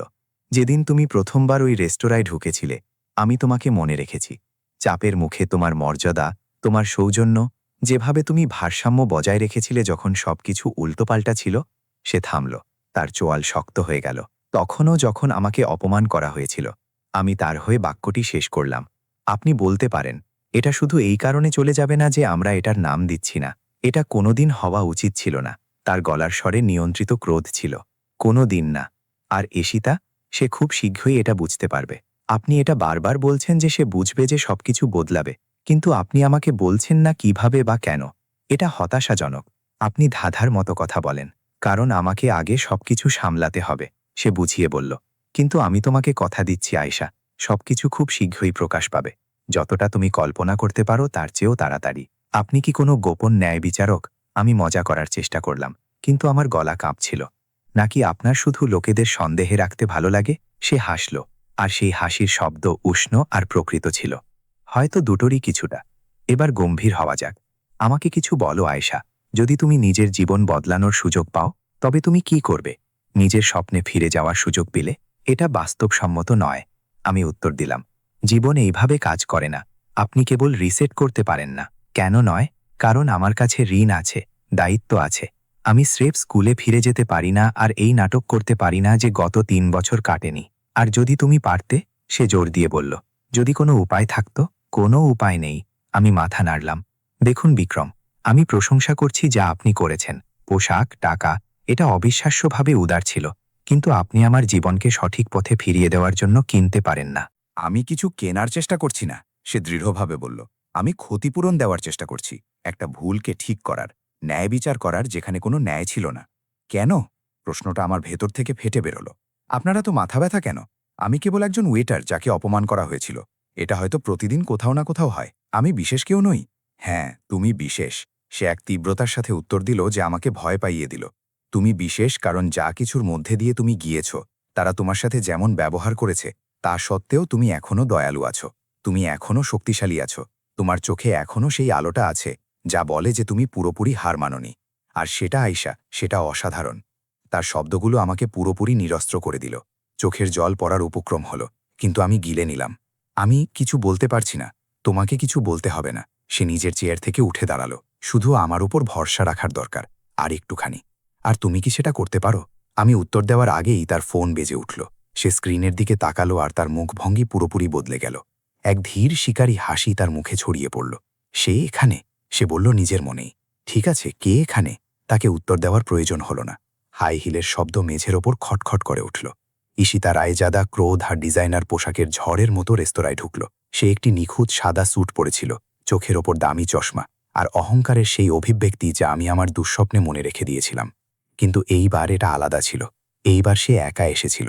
আর এইবার যখন তার চোখ রেস্তোরাঁটি স্ক্যান করে আমাদের দুজনকে ভিআইপি টেবিলে একসাথে বসে থাকতে দেখল, তার মুখ স্পষ্টভাবে ফ্যাকাশে হয়ে গেল। বিক্রম, তার গলা কিছুটা কাঁপল। তুমি এখানে এর সাথে কি করছো? ওই আনাড়ি ওয়েটার যে আমার ডিজাইনার লেহেঙ্গা বরবাদ করে দিয়েছিল? বিক্রম ধীরে ধীরে উঠে দাঁড়ালো, আর যখন সে কথা বলল, তার গলা পুরো রেস্তোরাঁয় গমগম করে উঠল। ঈশিতা, ভালো হয়েছে যে তুমি এসেছো। আমার তোমাকে কিছু বলা দরকার, এমন কিছু যা আমার তোমাকে অনেক আগেই বলে দেওয়া উচিত ছিল। পুরো রেস্তোরাঁয় নিস্তব্ধতা ছেয়ে গেল। এমনকি সবচেয়ে দূরের টেবিলেও কথাবার্তা বন্ধ হয়ে গেল। সবাই অনুভব করল যে কিছু একটা গুরুত্বপূর্ণ হতে চলেছে। ঈশিতা আমাদের দিকে এগিয়ে এলো। তার হিল জুতোর শব্দ প্রতিটা পদক্ষেপে যেন কাউন্টডাউন করছিল। তার মুখ সাদা থেকে লাল হয়ে গেল। এটার মানে কি? সে টেবিলের কাছে পৌঁছে ফিসফিস করে বলল, এই আনাড়ি ওয়েটারের সাথে ডেট, যে আমার 10 লাখের লেহেঙ্গা বরবাদ করে দিল? সে কিছুই বরবাদ করেনি। বিক্রম এক বিপজ্জনকভাবে শান্ত গলায় বলল, তুমি তার ট্রেতে ধাক্কা মেরেছিলে। তুমি ওই দুর্ঘটনার কারণ ছিলে। আর তারপর তুমি নিজের ভুলের জন্য তাকে সবার সামনে অপমানিত করেছ। এটা আমি নয়। ঈশিতা তোতলাতে লাগল। স্পষ্টত সে সরাসরি সংঘাতের অভ্যস্ত ছিল না। বিক্রম, তুমি বুঝতে পারছ না।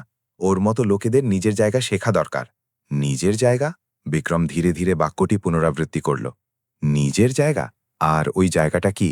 ঈশিতা, তোমার জুতোর নিচে অদৃশ্য আর চুপ হয়ে থাকা যখন তুমি তার সাথে আবর্জনার মতো ব্যবহার করবে। তুমি খুব সেন্সিটিভ হয়ে যাচ্ছ। সে নিজের শান্ত ভাব ফিরে পাওয়ার চেষ্টা করল। এটা তো কেবল একটা ছোট ঘটনা ছিল।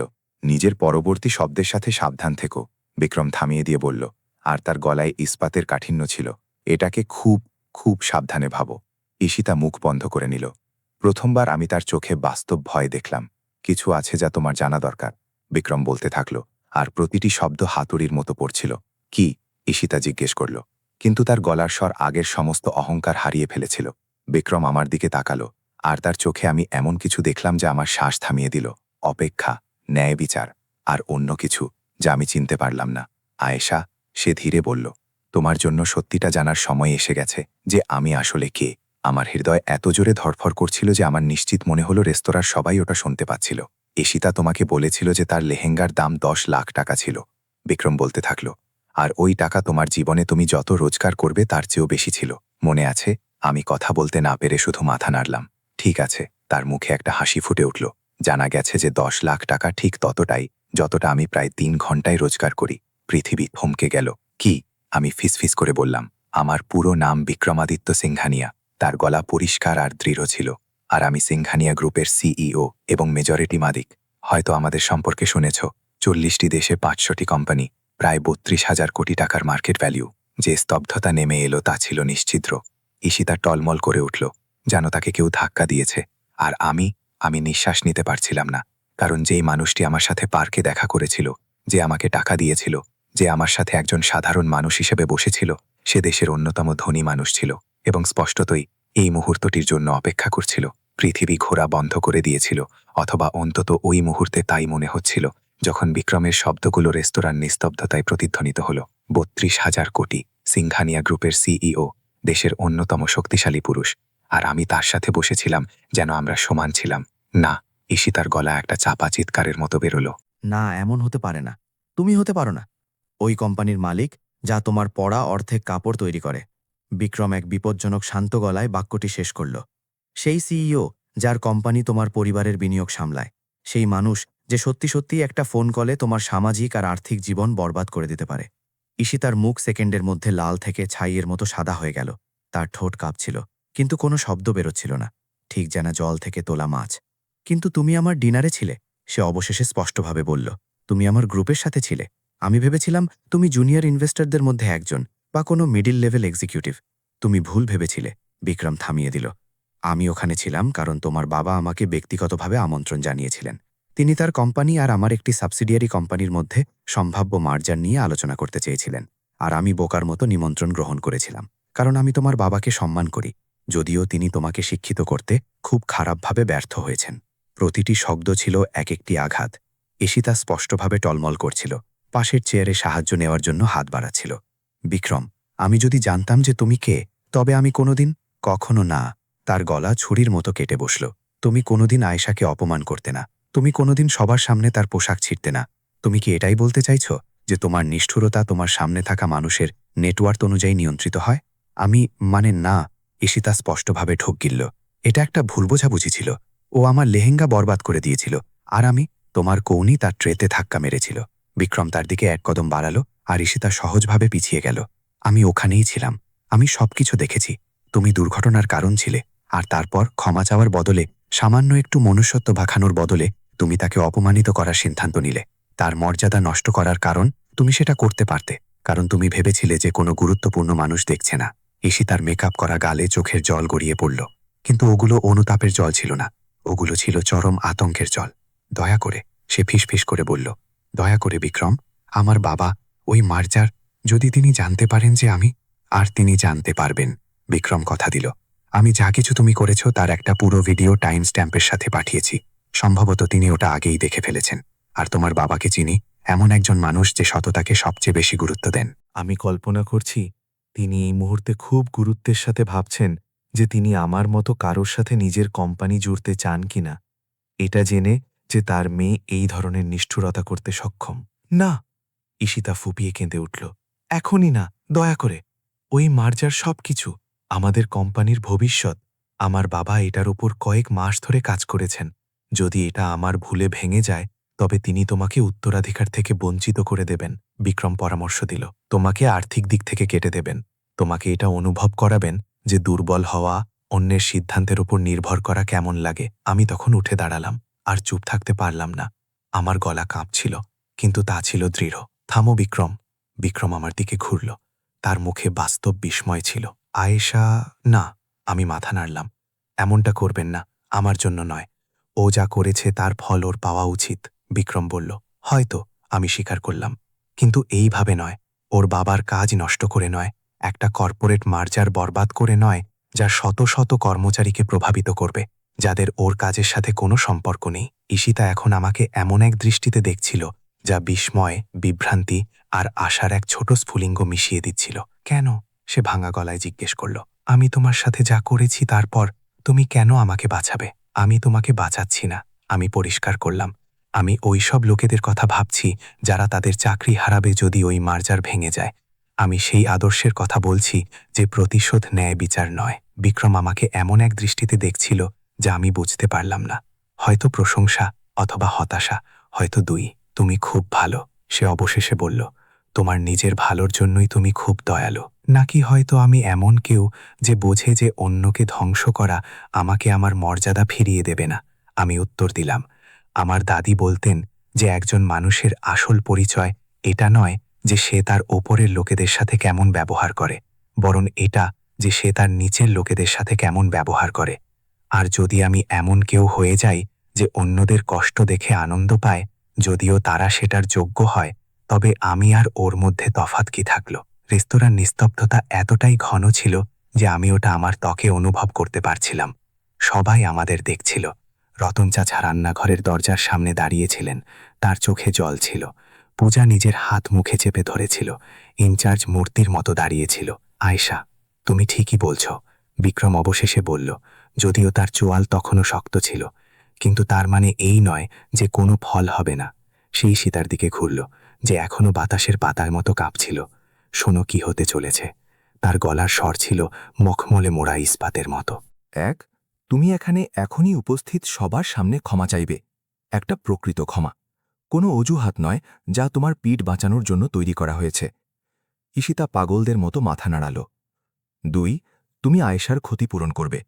টাকা দিয়ে নয়, কারণ ও স্পষ্টভাবে আমাদের সবার চেয়ে বড় মাপের মানুষ, আর হয়তো ওটা অস্বীকার করবে, বরং কর্ম দিয়ে। তুমি কমিউনিটি সার্ভিস করবে। 50 ঘন্টা কমিউনিটি কিচেনে খাবার পরিবেশন করবে ওই লোকেদের যাদের সত্যি ওটার প্রয়োজন আছে। আমি চাই তুমি বোঝো যে অন্য প্রান্তের মানুষটির কেমন লাগে। হ্যাঁ, ঈশিতা ফিসফিস করে বলল, হ্যাঁ, আমি করব। 3, তুমি সেন্সিটিভিটি আর এমপ্যাথি ক্লাসে যাবে। হ্যাঁ, ওগুলো আছে। আর তুমি প্রতিটি সেশনে যোগ দেবে। তুমি শিখবে, আর তুমি একজন ভালো মানুষ হবে, কারণ স্পষ্টভাবে তোমার জীবনে কেউ তোমাকে সেটা করতে শেখায়নি। আমি করব, ঈশিতা কথা দিল। তুমি যাই বলো। আর বিক্রম সামনে ঝুঁকে এলো। তার মুখ ঈশিতার মুখের থেকে মাত্র কয়েক সেন্টিমিটার দূরে ছিল। যদি কোনো দিন, আর আমার মানে হলো কোনো দিন, আমি আবার শুনি যে তুমি কারোর সাথেও তেমন ব্যবহার করেছ যেমনটা তুমি আয়েশার সাথে করেছ, তবে আমি কেবল মার্জারি বাতিল করব না, আমি আমার আইনি টিমকে তোমার পরিবারের কোম্পানিগুলোতে প্রতিটি ছোটখাটো অনিয়ম খুঁজে বের করতে বলবো। আমি তোমার সামাজিক পরিমণ্ডলে আমার প্রতিটি পরিচিত মানুষের সাথে কথা বলবো, আর আমি যখন শেষ করব তখন তুমি এতটাই অবাঞ্ছিত হয়ে পড়বে যে কোনো ফাস্ট ফুড রেস্তোরাঁতেও তুমি বসার টেবিল পাবে না। আমি কি পরিষ্কার? একদম পরিষ্কার। ঈশিতার গলা দিয়ে শব্দ প্রায় বেরোচ্ছিল না। ভালো। বিক্রম সোজা হয়ে দাঁড়াল। এবার ক্ষমা চাও। ঈশিতা আমার দিকে ঘুরল। চোখের জলে তার মেকআপ ধুয়ে গিয়েছিল।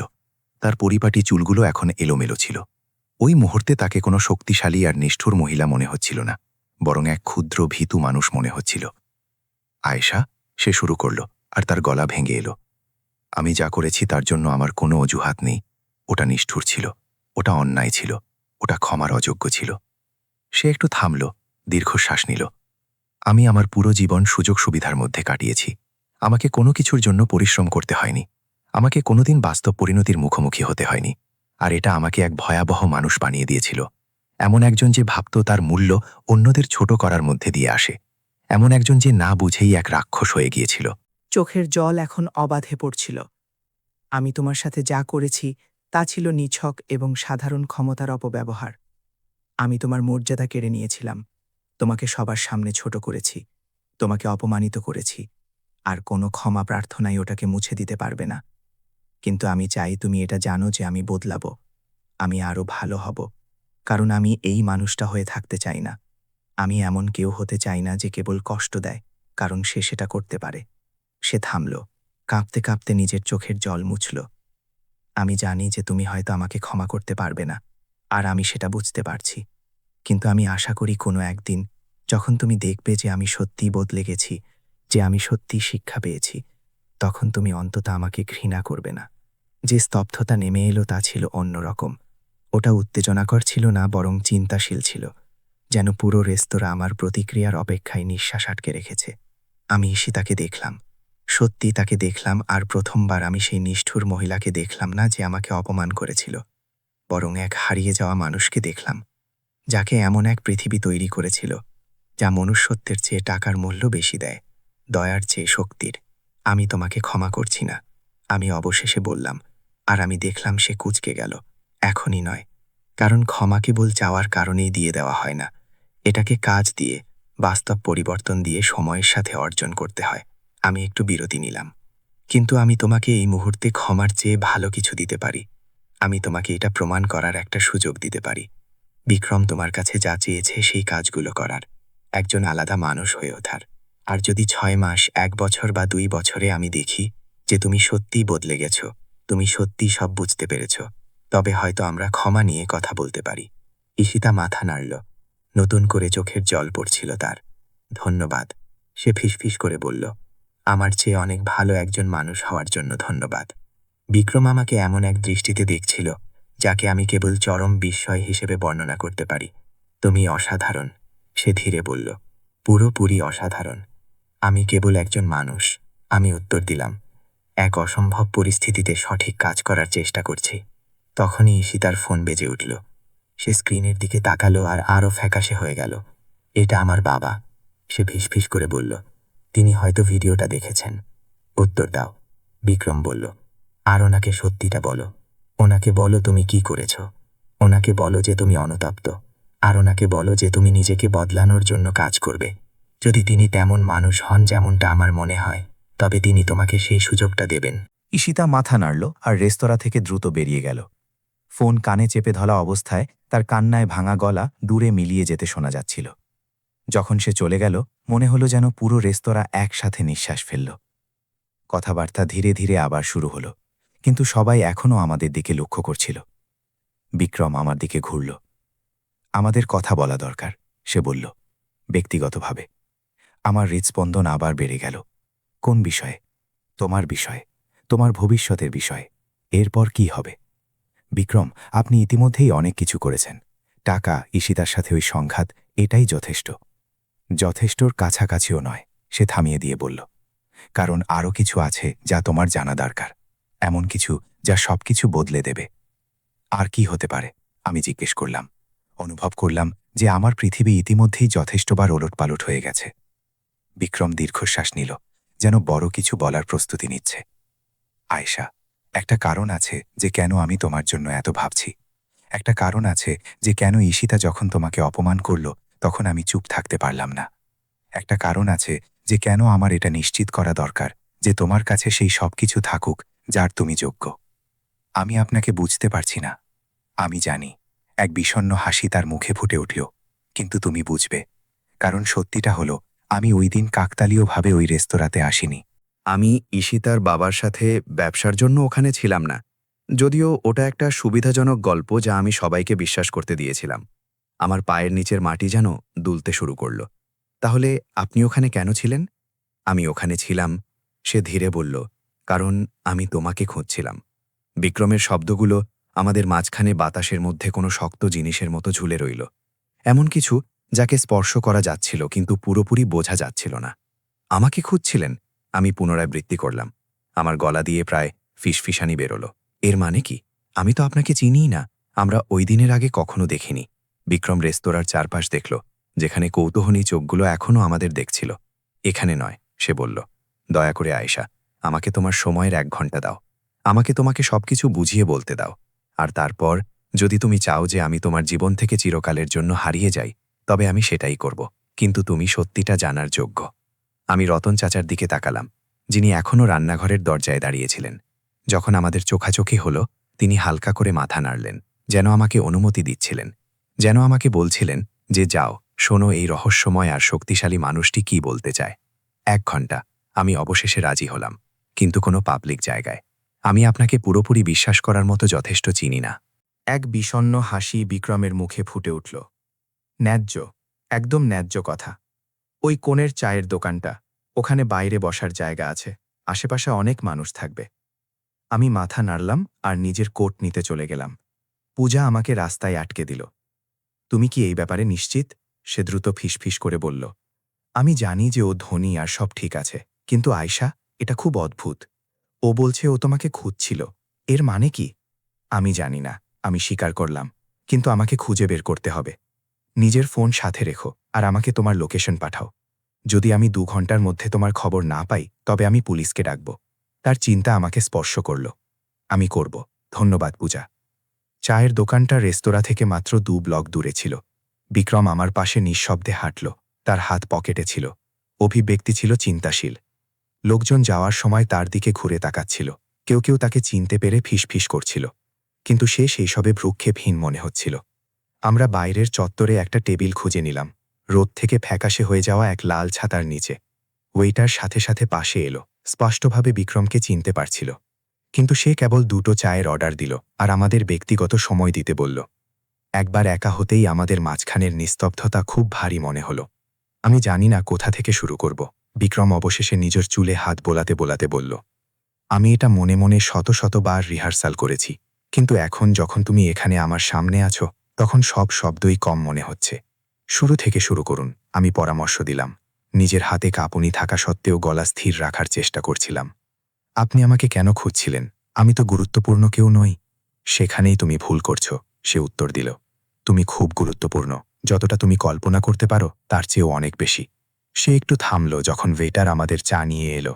সে ততক্ষণ অপেক্ষা করল যতক্ষণ না আমরা আবার একা হচ্ছিলাম। 3 বছর আগে সে শুরু করল। আমার জীবন আলাদা ছিল, আমার বিয়ে হয়েছিল। তার গলা শেষ শব্দটিতে কিছুটা ভেঙে গেল। তার নাম ছিল মীরা। সে সে আমার জন্য সবকিছু ছিল, উজ্জ্বল, দয়ালু, প্রাণশক্তিতে ভরা। আমরা খুশি ছিলাম, অথবা অন্তত আমার মনে হয়েছিল আমরা ছিলাম। সে এক চুমুক চা খেল। স্পষ্টভাবে যন্ত্রণা থেকে নিজেকে সরিয়ে নেওয়ার জন্য মুহূর্তের প্রয়োজন ছিল তার। কিন্তু কিছু সমস্যা ছিল যা আমি দেখিনি। আমার মতো কাউকে বিয়ে করার চাপ, মিডিয়ার মনোযোগ, প্রত্যাশা, প্রতিনিয়ত নজরদারি। মীরা খুব প্রাইভেট মানুষ ছিল, অন্তর্মুখী। সে স্পটলাইট ঘৃণা করত, কিন্তু সে এসব সহ্য করেছিল কারণ সে আমাকে ভালোবাসত। কি হয়েছিল? আমি ধীরে জিজ্ঞেস করলাম। একদিন আমরা একটি চ্যারিটি অনুষ্ঠানের বিষয়ে তর্ক করছিলাম, যেখানে আমাকে অংশ নিতে হতো। সে যেতে চাইছিল না। আমি জোর দিচ্ছিলাম যে এটা কোম্পানির ইমেজের জন্য গুরুত্বপূর্ণ। ওটা একটা নির্বোধ তর্ক ছিল, যা সব দম্পতির মধ্যেই হয়। কঠোর কিছু কথা বলা হয়ে গিয়েছিল। সে রেগে বাড়ি থেকে বেরিয়ে গেল। তার কিছুটা স্পেস দরকার ছিল। বিক্রমের চোখ না পড়া চোখে জলে ভরে গেল। সে খুব দ্রুত গাড়ি চালাচ্ছিল। বৃষ্টি পড়ছিল, রাস্তা পিচ্ছিল ছিল, আর তখনই এক ট্রাক বিপরীত লেন থেকে নিয়ন্ত্রণ হারিয়ে ফেলল। আমার হাত মুখের ওপর চলে এলো। ওহ বিক্রম! ধাক্কাটা তাৎক্ষণিক ছিল, সে বলতে থাকল। তার গলা এখন নিস্পৃহ ছিল, যেন সে নিজেকে যন্ত্রণা থেকে দূরে রাখার জন্য কেবল তথ্যগুলো বলে যাচ্ছে। ডাক্তাররা বলেছেন যে সে কোনো কষ্ট পায়নি, কিন্তু আমি শারীরিকভাবে ওই দুর্ঘটনায় মরিনি, কিন্তু মানসিকভাবে আমি ওই দিনই তার সাথে মরে গিয়েছিলাম। আমি খুব দুঃখিত, আমি ফিসফিস করে বললাম। আমার নিজের গালে চোখে জল গড়িয়ে পড়ছিল। কিন্তু আমি বুঝতে পারছি না এটার সাথে আমার কি সম্পর্ক আছে। বিক্রম উপরে তাকালো আর তার চোখে আমি এমন কিছু দেখলাম যা আমার রক্ত জমিয়ে দিল। দৃঢ় সংকল্প, উদ্দেশ্য আর এমন কিছু যা প্রায় অপরাধ বোধের মতো লাগছিল। মীরা অন্তঃসত্ত্বা ছিল। সে শুধু বলল, 2 মাস। আমরা ওই সপ্তাহেই জানতে পেরেছিলাম। আমরা ওই অনুষ্ঠানের পর এটা ঘোষণা করার কথা ছিল, একটা বড় উদযাপন করার কথা ছিল, কিন্তু আমরা কখনো সেখানে পৌঁছাতে পারিনি। বিক্রম, আমি জানি না কি বলবো। এটা বিধ্বংসী, কিন্তু আমি এখনও বুঝতে পারছি না। আমি আমার স্ত্রী আর আমার অনাগত সন্তানকে ওই দুর্ঘটনায় হারিয়েছিলাম, সে থামিয়ে দিয়ে বলল। অথবা অন্তত আমি সেটাই ভেবেছিলাম। আমার হৃৎপিণ্ড দ্রুত ধড়ফড় করতে লাগল। আপনার মানে কি যে আপনি ভেবেছিলেন? ডাক্তাররা আমাদের জানিয়েছিলেন যে মীরা তৎক্ষণাৎ মারা গেছে, আর আমি স্বাভাবিকভাবেই ধরে নিয়েছিলাম যে শিশুটিও। কিন্তু 6 মাস আগে আমি ওই হাসপাতালের এক ডাক্তারের ফোন পাই, যেখানে মীরাকে ওই রাতে নিয়ে যাওয়া হয়েছিল। একজন ডাক্তার যিনি 3 বছর ধরে এক ভয়ানক রহস্য বয়ে বেড়াচ্ছিলেন। বিক্রম নিজের ফোন বের করল আর স্ক্রিনে কিছু স্লাইড করল। তারপর সে আমাকে সেটা দিল। ওটা একটি চিকিৎসা সংক্রান্ত নথির ছবি ছিল। ডাক্তার একটি জরুরি সিজারিয়ান করেছিলেন, সে বুঝিয়ে বলল যখন আমি নথিটি না বুঝে দেখছিলাম। মীরা ঠিক তখনই মারা গিয়েছিল, কিন্তু এক সামান্য সময় ছিল যেখানে শিশুটিকে তখনও বাঁচানো সম্ভব ছিল। সে এটা কোনো অনুমতি ছাড়াই করেছিল, কারণ তাকে চেষ্টা করতেই হতো। আমার মস্তিষ্ক এটা গ্রহণ করতে সংগ্রাম করছিল। আপনি কি বলছেন যে শিশুটি বেঁচে গিয়েছিল? সে কেবল বেঁচেই যায়নি। বিক্রম আমার চোখের দিকে সরাসরি তাকালো। সে টিকে গিয়েছিল। সে সময়ের আগে জন্মানো এক শিশু ছিল, ছোট্ট, কিন্তু এক যোদ্ধা, সবচেয়ে ছোট যোদ্ধা, যাকে ওই ডাক্তার কখনো দেখেছিলেন। কিন্তু তারা আপনাকে কেন জানালো না? এটাকে গোপন কেন রাখা হলো? কারণ জটিলতা ছিল। সে দীর্ঘশ্বাস ফেলল। হাসপাতাল ওই রাতে বড় মাপের ভুল করেছিল। স্টাফের অভাব, বিভ্রান্তিকর চিকিৎসা রেকর্ড, এক উপচে পড়া জরুরি বিভাগের বিশৃঙ্খলা। শিশুটিকে ভুলভাবে নিবন্ধিত করা হয়েছিল। সঠিক নথিপত্র ছাড়াই নবজাতক নিবিড় পরিচর্যা ইউনিটে রাখা হয়েছিল। আর গোলমালের মধ্যে যখন ডাক্তার কয়েকদিন পর এটাকে আনুষ্ঠানিকভাবে রিপোর্ট করার চেষ্টা করলেন, শিশুটিকে ইতিমধ্যেই জরুরি দত্তক নেবার জন্য দিয়ে দেওয়া হয়েছিল। এইটা কিভাবে সম্ভব? সিস্টেম ব্যর্থ হয়েছিল, সে তিক্ততার সাথে বলল। পুরোপুরিভাবে। শিশুটিকে অনাথ হিসেবে শ্রেণীবদ্ধ করা হয়েছিল। কোনো শনাক্তযোগ্য পরিবার ছাড়াই সামাজিক পরিষেবা বিভাগ তাকে দ্রুত একটি পালক পরিবারের কাছে রেখে দিল। আর যখন ডাক্তার ভুলটি বুঝতে পারলেন, ততক্ষণে অনেক দেরি হয়ে গিয়েছিল। শিশুটি সিস্টেমের মধ্যে হারিয়ে গিয়েছিল। সে তখন আমার হাত ধরল, আর তার স্পর্শ উষ্ণ ছিল, কিন্তু হাতটা কিছুটা কাঁপছিল। ডাক্তার বছরের পর বছর রহস্যটা গোপন রেখেছিলেন, অপরাধ বোধে ভুগছিলেন। কিন্তু 6 মাস আগে এক মরণ ব্যাধির কারণে নিজের মৃত্যুর মুখোমুখি হয়ে তিনি সিদ্ধান্ত নিলেন যে তাকে আমাকে সত্যিটা বলতেই হবে। তিনি আমার সাথে যোগাযোগ করলেন আর আমাকে সব বললেন। বিক্রম, আমি কল্পনা করতে পারছি না আপনার শুনে কেমন লেগেছিল। আমি সেই শোকের মধ্য দিয়ে গেলাম যাকে আমার মনে হয়েছিল আমি এক বিধ্বংসী আশায় পার করছি। সে স্বীকার করল, আমার মেয়ে কোথাও বেঁচে ছিল, আর আমি তার সাথে 3 বছর হারিয়ে ফেলেছিলাম। আপনি কি তাকে খুঁজে পেলেন?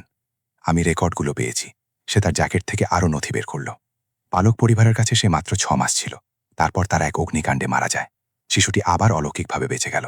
তাকে অন্য এক পালক পরিবারে নিয়ে যাওয়া হলো। তারপর আরও একজন। সে যা বর্ণনা করছিল তার ভয়াবহতা এক ঢেউয়ের মতো আমাকে ধাক্কা দিল। সে 3 বছরে 5টা আলাদা পালক ঘরের মধ্য দিয়ে গিয়েছিল। প্রতিটি পরিবারেরই তাকে না রাখতে পারার নিজস্ব কারণ ছিল। আর্থিক সমস্যা, ডিভোর্স, বদলি। শিশুটি কোনোদিন স্থায়িত্ব পায়নি, কোনোদিন আসল ঘর পায়নি। আর সে এখন কোথায়? বিক্রম আমাকে এক তীব্রতার সাথে দেখল যা আমাকে ভয় পাইয়ে দিল। এটাই সেই প্রশ্ন যেটার উত্তর আমি 6 মাস ধরে খোঁজার চেষ্টা করছি। কারণ কোনো এক সময় 3 বছর আগে শেষ পালকঘর থেকে বেরোনোর পর শিশুটি অফিসিয়াল রেকর্ড থেকে পুরোপুরি গায়েব হয়ে গেল। একটা শিশু রেকর্ড থেকে কিভাবে গায়েব হয়ে যায়? আমলাতান্ত্রিক ভুল, হারিয়ে যাওয়া ফাইল, এক ভেঙে পড়া সিস্টেম। সে হতাশায় মাথা নাড়ল। আমি দেশের সেরা প্রাইভেট ইনভেস্টিগেটরদের নিয়োগ করেছি। আমি প্রতিটি সূত্র খুঁজে বের করতে লাখ লাখ টাকা খরচ করেছি। আর অবশেষে 2 মাস আগে আমরা কিছু পেলাম। সে তার ফোন থেকে আরও একটি ছবি বের করল। এইবার এটা এক বৃদ্ধ মহিলার ছবি ছিল, দয়ালু মুখ আর মায়াবী চোখের। ইনি কে? আমি জিজ্ঞেস করলাম। ওনার নাম সরলা দেবী, সে ধীরে বলল। আর আমাদের রেকর্ড অনুযায়ী উনিই ছিলেন আমার মেয়ের অনানুষ্ঠানিক অভিভাবক হিসেবে থাকা শেষ ব্যক্তি। তার গলার স্বর আমাকে চমকে দিল। উনি মারা গেছেন 3 বছর আগে, ক্যান্সারে। বাতাস আমার ফুসফুস থেকে বেরিয়ে গেল। না, আমি ফিসফিস করে বললাম। সরলা দেবী শিশুটিকে নিয়েছিলেন যখন তার বয়স প্রায় 1 বছর ছিল। বিক্রম বুঝিয়ে বলল। অফিসিয়ালি নয়, আইনি পথেও নয়। তিনি কেবল তাকে এমন এক সিস্টেম থেকে তুলে নিয়েছিলেন যা তাকে ছেড়ে দিয়েছিল। তিনি তাকে 2 বছর নিজের সন্তানের মতো মানুষ করেছিলেন। তিনি তাকে ভালোবাসা, স্থায়িত্ব আর একটা ঘর দিয়েছিলেন। চোখের জল আমার গালে গড়িয়ে পড়তে লাগল। কিন্তু আমি জানতাম না কেন। আর যখন সরলা অসুস্থ হয়ে পড়লেন, বিক্রম বলতে থাকল। তার গলা ভেঙে আসছিল। যখন তিনি জানলেন যে তিনি মারা যাচ্ছেন, তখন তিনি শেষ পর্যন্ত শিশুটিকে নিজের কাছে রাখার সিদ্ধান্ত নিলেন। তিনি তাকে সিস্টেমে ফিরিয়ে দেননি। তিনি সামাজিক পরিষেবা বিভাগকে ফোন করেননি। তিনি কেবল ওই শিশুটিকে ভালোবেসেছিলেন প্রতিটি দিন যা তার কাছে বেঁচে ছিল। বিক্রম, দয়া করে। আমার গলা দিয়ে শব্দ বেরোচ্ছিল না। আপনি আমাকে এইসব কেন বলছেন? সে তার ফোন থেকে শেষ একটি ছবি বের করল। এইবার এটা আংশিকভাবে ক্ষতিগ্রস্ত জন্ম সার্টিফিকেটের ছবি ছিল। কিছু অংশ ঝাপসা ছিল, কিন্তু ওটা স্পষ্টভাবে অফিসিয়াল ছিল। কারণ সরলা দেবী নথিপত্র রেখে গিয়েছিলেন। একটা সেফটি ডিপোজিট বক্সে লুকানো ছিল, যা আমার টিম 3 সপ্তাহ আগে খুঁজে পেয়েছে। নথিগুলো সবকিছু বুঝিয়ে দিয়েছিল। শিশুটিকে আসলে কে ছিল, সে ওনার কাছে কিভাবে পৌঁছালো, আর সবচেয়ে গুরুত্বপূর্ণ বিষয়, সে কাঁপতে কাঁপতে আমাকে ফোনটা দিল। ওই শিশুটি বড় হয়ে কে হয়েছে? আমি স্ক্রিনের দিকে তাকালাম। জন্ম সার্টিফিকেটে জলের দাগ ছিল আর কিছু অংশ অস্পষ্ট ছিল, কিন্তু নথির শেষে স্পষ্ট হাতের লেখা একটি নাম লেখা ছিল। আমার দাদির সেই পরিচিত হাতের লেখায় যোগ করা একটি নাম, আয়েশা দেবী। আমার নাম নয়। ফোন আমার হাত থেকে পড়ে গেল। না, এটা নয়, এটা হতে পারে না। আয়েশা। বিক্রমের চোখে এখন জল বইছিল। সরলা দেবী তোমার দাদি ছিলেন, আর তিনি আসলে তোমার দাদি ছিলেন না। তিনি সেই মহিলা যিনি তোমাকে বাঁচিয়েছিলেন, যিনি তোমাকে ভালোবেসেছিলেন, যিনি তোমাকে মানুষ করেছিলেন, কিন্তু জৈবিকভাবে নয়। আমি এতটাই দ্রুত উঠে দাঁড়ালাম যে চেয়ারটা উল্টে গেল। এটা পাগলামি। আমার দাদি আমারই দাদি ছিলেন। তিনি আমাকে বলতেন, তিনি তোমাকে বাঁচিয়েছিলেন। বিক্রম দাঁড়িয়ে উঠে মাঝপথে থামিয়ে দিয়ে বলল, তিনি তোমাকে সুরক্ষিত রেখেছিলেন। তিনি তোমাকে নিজের মতো ভালোবেসেছিলেন, কারণ ওনার জন্য তুমিই সব ছিলে। আর যখন তিনি অসুস্থ হয়ে পড়লেন, যখন তিনি জানলেন তিনি মারা যাচ্ছেন, তখন তিনি ওই নথিগুলো রেখে গিয়েছিলেন, কারণ তিনি জানতেন যে কোনো একদিন কেউ না কেউ খুঁজতে আসবে, এমন কেউ যার সত্যিটা জানার অধিকার ছিল।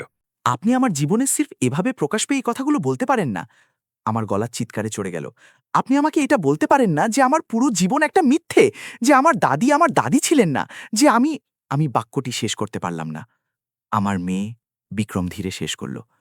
তুমি আমার মেয়ে আয়েশা। আমার চারদিকের পৃথিবী চুরমার হয়ে গেল। আমার কাছে প্রমাণ আছে, সে দ্রুত বলতে থাকল। তুমি যখন জন্মেছিলে তখনকার হাসপাতাল থেকে ডিএনএ প্রমাণ, চিকিৎসা রেকর্ড, তোমার দাদির নথিপত্র, টাইমলাইন পুরোপুরি মিলে যাচ্ছে। আমি জানি যে এটা অনেক কিছু, আমি জানি এটা হজম করা অসম্ভব, কিন্তু থামুন! আমি চিৎকার করে উঠলাম, আর আশেপাশে টেবিলের লোক আমাদের দিকে ঘুরে তাকালো। থামুন! আমি পিছিয়ে গেলাম। দূরত্বের দরকার ছিল, নিঃশ্বাস নেওয়ার জন্য জায়গার দরকার ছিল। আয়েশা, দয়া করে। বিক্রম কাতরভাবে হাত বাড়িয়ে আমার দিকে এক কদম এগুলো। আমাকে ওই নামে ডাকবেন না, আমি ফিসফিস করে বললাম। ওই পরিচিতির সাথে ডাকবেন না, যখন আপনি এইমাত্র সেই সবকিছু ধ্বংস করে দিয়েছেন যা আমি নিজের সম্পর্কে ভাবতাম। আমি জানি এটা বিধ্বংসী, আমি জানি তুমি হয়তো আমাকে ঘৃণা করছো, কিন্তু তোমার জানার প্রয়োজন ছিল, বিশেষ করে ঈশিতার সাথে যা হলো তারপর। তোমাকে ওখানে ওভাবে অপমানিত হতে দেখে, যখন তুমি ভাবছিলে যে তুমি কেবল এক নগণ্য ওয়েটার। আমি কেবল একজন ওয়েটারই? আমি ফেটে পড়লাম। আমি সেটাই, আমি সেই আয়েশা যে আমি ৩ বছর ধরে আছি। আপনি কেবল নথিপত্র নিয়ে এসে বলতে পারেন না যে আমি আসলে এক বিলিয়নিয়ারের হারিয়ে যাওয়া মেয়ে? বাস্তব জীবন এভাবে চলে না। কিন্তু এটাই সত্যি, সে জোর দিয়ে বলল। আর সত্যিটা কেবল এই কারণে বদলে যায় না যে এটা অসুবিধাজনক বা বিশ্বাস করা কঠিন। আমি এই মানুষটির দিকে তাকালাম, যে আমার বাবা হওয়ার দাবি করছিল। আমি তার চোখে যন্ত্রণা দেখলাম, হতাশা দেখলাম, আর সেই ভালোবাসা যা আমি সত্যি বলে বিশ্বাস করতে চাইছিলাম। কিন্তু আমি একজন অচেনা মানুষকেও দেখলাম, এমন কেউ যাকে আমি চিনতাম না, যে আমার জীবনের অংশ ছিল না, যে এখন অসম্ভব সব দাবি নিয়ে আসছিল। আমার সময় লাগবে, আমি কোনোভাবে বলতে পারলাম না। আমার এটা নিয়ে ভাবার দরকার আছে। তোমার যা প্রয়োজন, সে সাথে সাথে বলল। দুনিয়ার সব সময় নাও, শুধু দয়া করে হারিয়ে যেও না। আমাকে তোমাকে প্রমাণ করতে দাও যে এটা সত্যি। আমাকে তোমাকে সব প্রমাণ দেখাতে দাও। আর তারপর যদি তুমি চাও যে আমি চলে যাই, যদি তুমি চাও যে আমি তোমার সাথে আর কোনোদিন যোগাযোগ না করি, তবে আমি সেটাকে সম্মান করব। আপনি কতদিন ধরে জানেন? আমি হঠাৎ জিজ্ঞেস করলাম। আপনি যখন সেদিন রেস্তোরাঁতে ঢুকলেন, যখন ঈশিতা আমাকে অপমান করল, তখন আপনি আগে থেকেই জানতেন? অপরাধবোধ তার মুখে ফুটে উঠল। আমার সন্দেহ ছিল, আমার ইনভেস্টিগেটররা তোমাকে ১ সপ্তাহ আগে খুঁজে পেয়েছিল। তারা শেষ ডিটেলগুলো কনফার্ম করছিল। আমি তোমাকে দেখতে রেস্তোরাঁতে গিয়েছিলাম কনফার্ম করার জন্য যে আপনি ঈশিতার সাথে ওখানে ছিলেন, যখন আমি আপনাদের সেবা করছিলাম, যখন ও আমাকে অপমান করছিল, আর ওই পুরো সময় আপনি ভাবছিলেন যে আমি আপনার মেয়ে হতে পারি। আমার গলা এখন বিপজ্জনকভাবে শান্ত ছিল। আর আপনি কিছু বলেননি? আমাকে নিশ্চিত হতে হতো, সে মিনতি করল। আমি কেবল সন্দেহের ভিত্তিতে তোমার কাছে যেতে পারতাম না। কিন্তু যখন আমি দেখলাম ঈশিতা তোমার সাথে কি করল, যখন আমি দেখলাম ও তোমাকে কিভাবে অপমানিত করল, তখন আমি চুপ থাকতে পারিনি। আমি আমার মেয়েকে, যদি তুমি আমার মেয়ে হও, এভাবে ব্যবহার করতে দিতে পারতাম না। আর ওই টাকা, ১০ লাখ টাকা, ওটা তোমার অধিকার ছিল। সে বলল, এমনকি যদি তুমি আমার মেয়ে নাও হতে, তুমি যা সহ্য করেছ তার জন্য ওই ক্ষতিপূরণের যোগ্য ছিলে। কিন্তু হ্যাঁ, আমার একটা অংশ আশা করছিল, আমার তোমার সাহায্যের জন্য কিছু না কিছু করার দরকার ছিল। আমি চোখ বন্ধ করে নিলাম। অনুভব করলাম আমার পুরো জীবন অচেনা কিছুতে বদলে গেছে। আমি জানি না আমি এটা বিশ্বাস করতে পারছি কিনা। আমি ফিসফিস করলাম, আমি জানি না আমি এটা বিশ্বাস করতে চাই কিনা। আমি জানি, সে উত্তর দিল। আর ওটা ঠিক আছে, নিজের সময় নাও। কিন্তু আয়েশা, আর একটা জিনিস আছে যা তোমার জানা দরকার। আমি চোখ খুললাম। আর কি হতে পারে? যদি এটা সত্যি হয়, যদি তুমি সত্যিই আমার মেয়ে হও, তবে তুমি কেবল আয়েশা দেবী ওয়েটার নও, তুমি আয়েশা সিংহানিয়া, ল্যাটিন আমেরিকার অন্যতম বড় সাম্রাজ্যের উত্তরাধিকারী। আর এর মানে হলো যে তোমার জীবন, ভালো বা মন্দের জন্য, আর কোনোদিন আগের মতো থাকবে না। আমি সেদিন রেস্তোরাঁতে ফিরে গেলাম না। আমি পারলাম না। আমি ঘন্টার পর ঘন্টা কোনো লক্ষ্য ছাড়াই হাঁটতে থাকলাম। বিক্রমের কথাগুলো আমার মাথায় ভাঙা ঘন্টার মতো বাজছিল। তুমি আমার মেয়ে, আয়েশা সিংহানিয়া, উত্তরাধিকারী। আমার নেওয়া প্রতিটি পদক্ষেপ কাঁচের ওপর হাঁটার মতো মনে হচ্ছিল। আমার পুরো বাস্তবতা চুরমার হয়ে গিয়েছিল, যাকে আমি জানতাম না কিভাবে আবার চোড়া দেব। আমার ফোন ক্রমাগত ভাইব্রেট হচ্ছিল। পূজার মেসেজ আসছিল, জিজ্ঞেস করার জন্য আমি ঠিক আছি কিনা। রতন চাচার কল আসছিল, এমনকি বিক্রমের একটি মেসেজও এলো, যা কেবল বলছিল, যখন তুমি তৈরি হবে, আমি অপেক্ষা করব। কোনো তাড়া নেই, আমি কথা দিচ্ছি। আমি শ্মশান ঘাটে গিয়ে পৌঁছলাম, যেখানে আমার দাদি বা সেই মহিলা যাকে আমি আমার দাদি ভেবেছিলাম সমাহিত ছিলেন। সেই মহিলা যিনি আমাকে মানুষ করেছেন, ভালোবেসেছেন, রক্ষা করেছেন। সেই মহিলা যিনি দৃশ্যত আমার জীবনের সবচেয়ে বড় রহস্য নিজের শেষ নিঃশ্বাস পর্যন্ত গোপন রেখেছিলেন। আমি উনার কবরের সামনে বসে পড়লাম যখন সূর্য ডুবতে শুরু করেছিল, আকাশকে কমলা আর বেগুনি রঙে রাঙিয়ে দিয়ে। তুমি আমাকে কেন বললে না? আমি ঠান্ডা পাথরের ওপর ফিসফিস করে বললাম। তুমি আমাকে কেন আমার পুরো জীবন এটা ভাবতে দিলে যে আমি এমন কেউ যাকে আমি চিনিই না? বাতাসই ছিল একমাত্র উত্তর, যা শুকনো পাতাগুলোকে যত্নে রাখা লনের ওপর দিয়ে টেনে নিয়ে যাচ্ছিল। আমার দাদির শেষ দিনগুলোর কথা মনে পড়ল। হাসপাতাল, মেশিন, আমার হাতের ভেতর ওনার নাজুক হাত। তিনি সেই শেষ রাতে আমাকে কিছু বলার চেষ্টা করেছিলেন। ওনার ঠোঁট দুর্বলভাবে নড়ছিল, কিন্তু ওনার গলা খুব ক্ষীণ ছিল। আমি ভেবেছিলাম তিনি ওষুধের ঘোরে বিড়বিড় করছেন। এখন আমার বিস্ময় জাগল যে তিনি কি স্বীকারোক্তি দেওয়ার চেষ্টা করছিলেন। সত্যিটা বলার চেষ্টা করছিলেন অনেক দেরি হয়ে যাওয়ার আগে। তুমি বিশেষ, আমার ভালোবাসা। তিনি আমাকে ওনার চেতনার শেষ মুহূর্তগুলোর মধ্যে একটিতে বলেছিলেন, যতটা তুমি কল্পনা করতে পারো তার চেয়েও বেশি বিশেষ। আর যখন সবকিছু প্রকাশ পাবে, তখন আমি চাই তুমি মনে রেখো যে আমি যাই সিদ্ধান্ত নিয়েছি তা ভালোবাসার জন্য ছিল। সবকিছু ভালোবাসার জন্য ছিল। ওই সময় আমি ওনার কথা বুঝতে পারিনি। এখন নিজের জীবন চারদিকে ভেঙে পড়া অবস্থায় ওনার কবরের সামনে বসে থেকে কথাগুলো এক ভয়াবহ আর সুন্দর মানে হয়ে ধরা দিতে লাগল। আমার ফোন আবার ভাইব্রেট হলো। এইবার এটা এক অজানা নম্বর থেকে মেসেজ ছিল। আয়েশা, আমি ডক্টর জুলিয়ান কর্ডোবা। আমি সেই ডাক্তার ছিলাম যে দুর্ঘটনার রাতে মীরা সিংহানিয়ার চিকিৎসা করেছিল। বিক্রম আমাকে তোমার নম্বর দিয়েছে। আমি জানি এটা খুব ভারী একটা বিষয়, কিন্তু যদি তোমার এমন কারুর সাথে কথা বলার দরকার হয় যে ওখানে ছিল, যে পুরো কাহিনী জানে, তবে আমি আছি। তোমাকে এটা একা বইতে হবে না।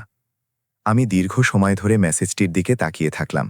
আমার একটা অংশ এটাকে অবহেলা করতে চাইছিল, নম্বরটা ব্লক করতে চাইছিল, নাটক করতে চাইছিল যে এই স্বপ্নঘেলা দুপুর কখনো আসেইনি। কিন্তু অন্য অংশটি, যেই অংশটির উত্তর দরকার ছিল, বোঝার প্রয়োজন ছিল, সে নিজের সিদ্ধান্ত বদলানোর আগেই নম্বরটি ডায়াল করে দিল। তিনি প্রথম রিংয়েই উত্তর দিলেন। আয়শা। তার গলা নরম ছিল, কোমল। এমন কারোর গলা যে খারাপ খবর দেওয়াই অভ্যস্ত ছিল। আমার জানা দরকার যে এটা কি সত্যি। আমি কোনো পরিচয় ছাড়াই বললাম, সবকিছু।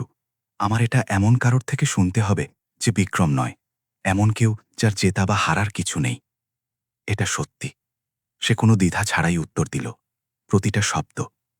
আর আমি জানি তুমি আমাকে চেনো না, আমাকে বিশ্বাস করার কোনো কারণ তোমার নেই, কিন্তু যদি তুমি আমাকে একটা সুযোগ দাও, তবে আমি তোমাকে মূল চিকিৎসা রেকর্ড, সেই নোটগুলো যা আমি ওই রাতে লিখেছিলাম, সবকিছু দেখাতে পারি। কেন?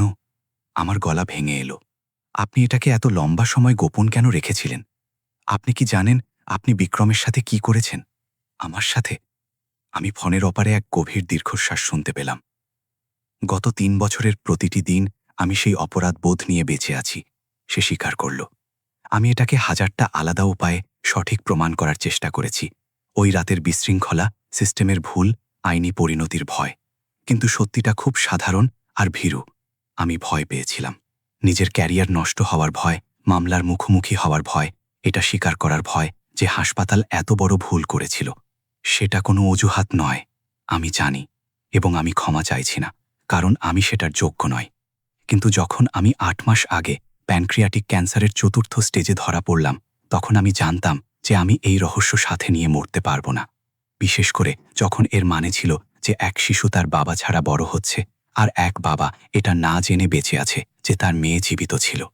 আমি কিভাবে জানব যে এই সব একটা সাজানো নাটক নয়? আমি জিজ্ঞেস করলাম। আমি কিভাবে জানব যে বিক্রম অভিনেতা ভাড়া করেনি, নথিপত্র জাল করেনি? এই কাহিনী কেন ফাঁদা হয়নি আমি জানি না। কারণ আমার কাছে তোমার রক্ত আছে, সে কেবল বলল। ওই রাতে আমি প্রোটোকলের বাইরে নমুনা রেখে দিয়েছিলাম, কারণ আমি জানতাম কোনোদিন আমার প্রমাণের প্রয়োজন হতে পারে। আর ওই নমুনা মীরা সিংহানিয়া আর বিক্রম সিংহানিয়ার ডিএনএর সাথে পুরোপুরি মিলে গেছে। গাণিতিক সম্ভাবনা যে তুমি ওর মেয়ে নও, সেটা সত্যি কোটি কোটিতে এক। শ্মশান ঘাট আমার চারদিকে ঘুরতে লাগল।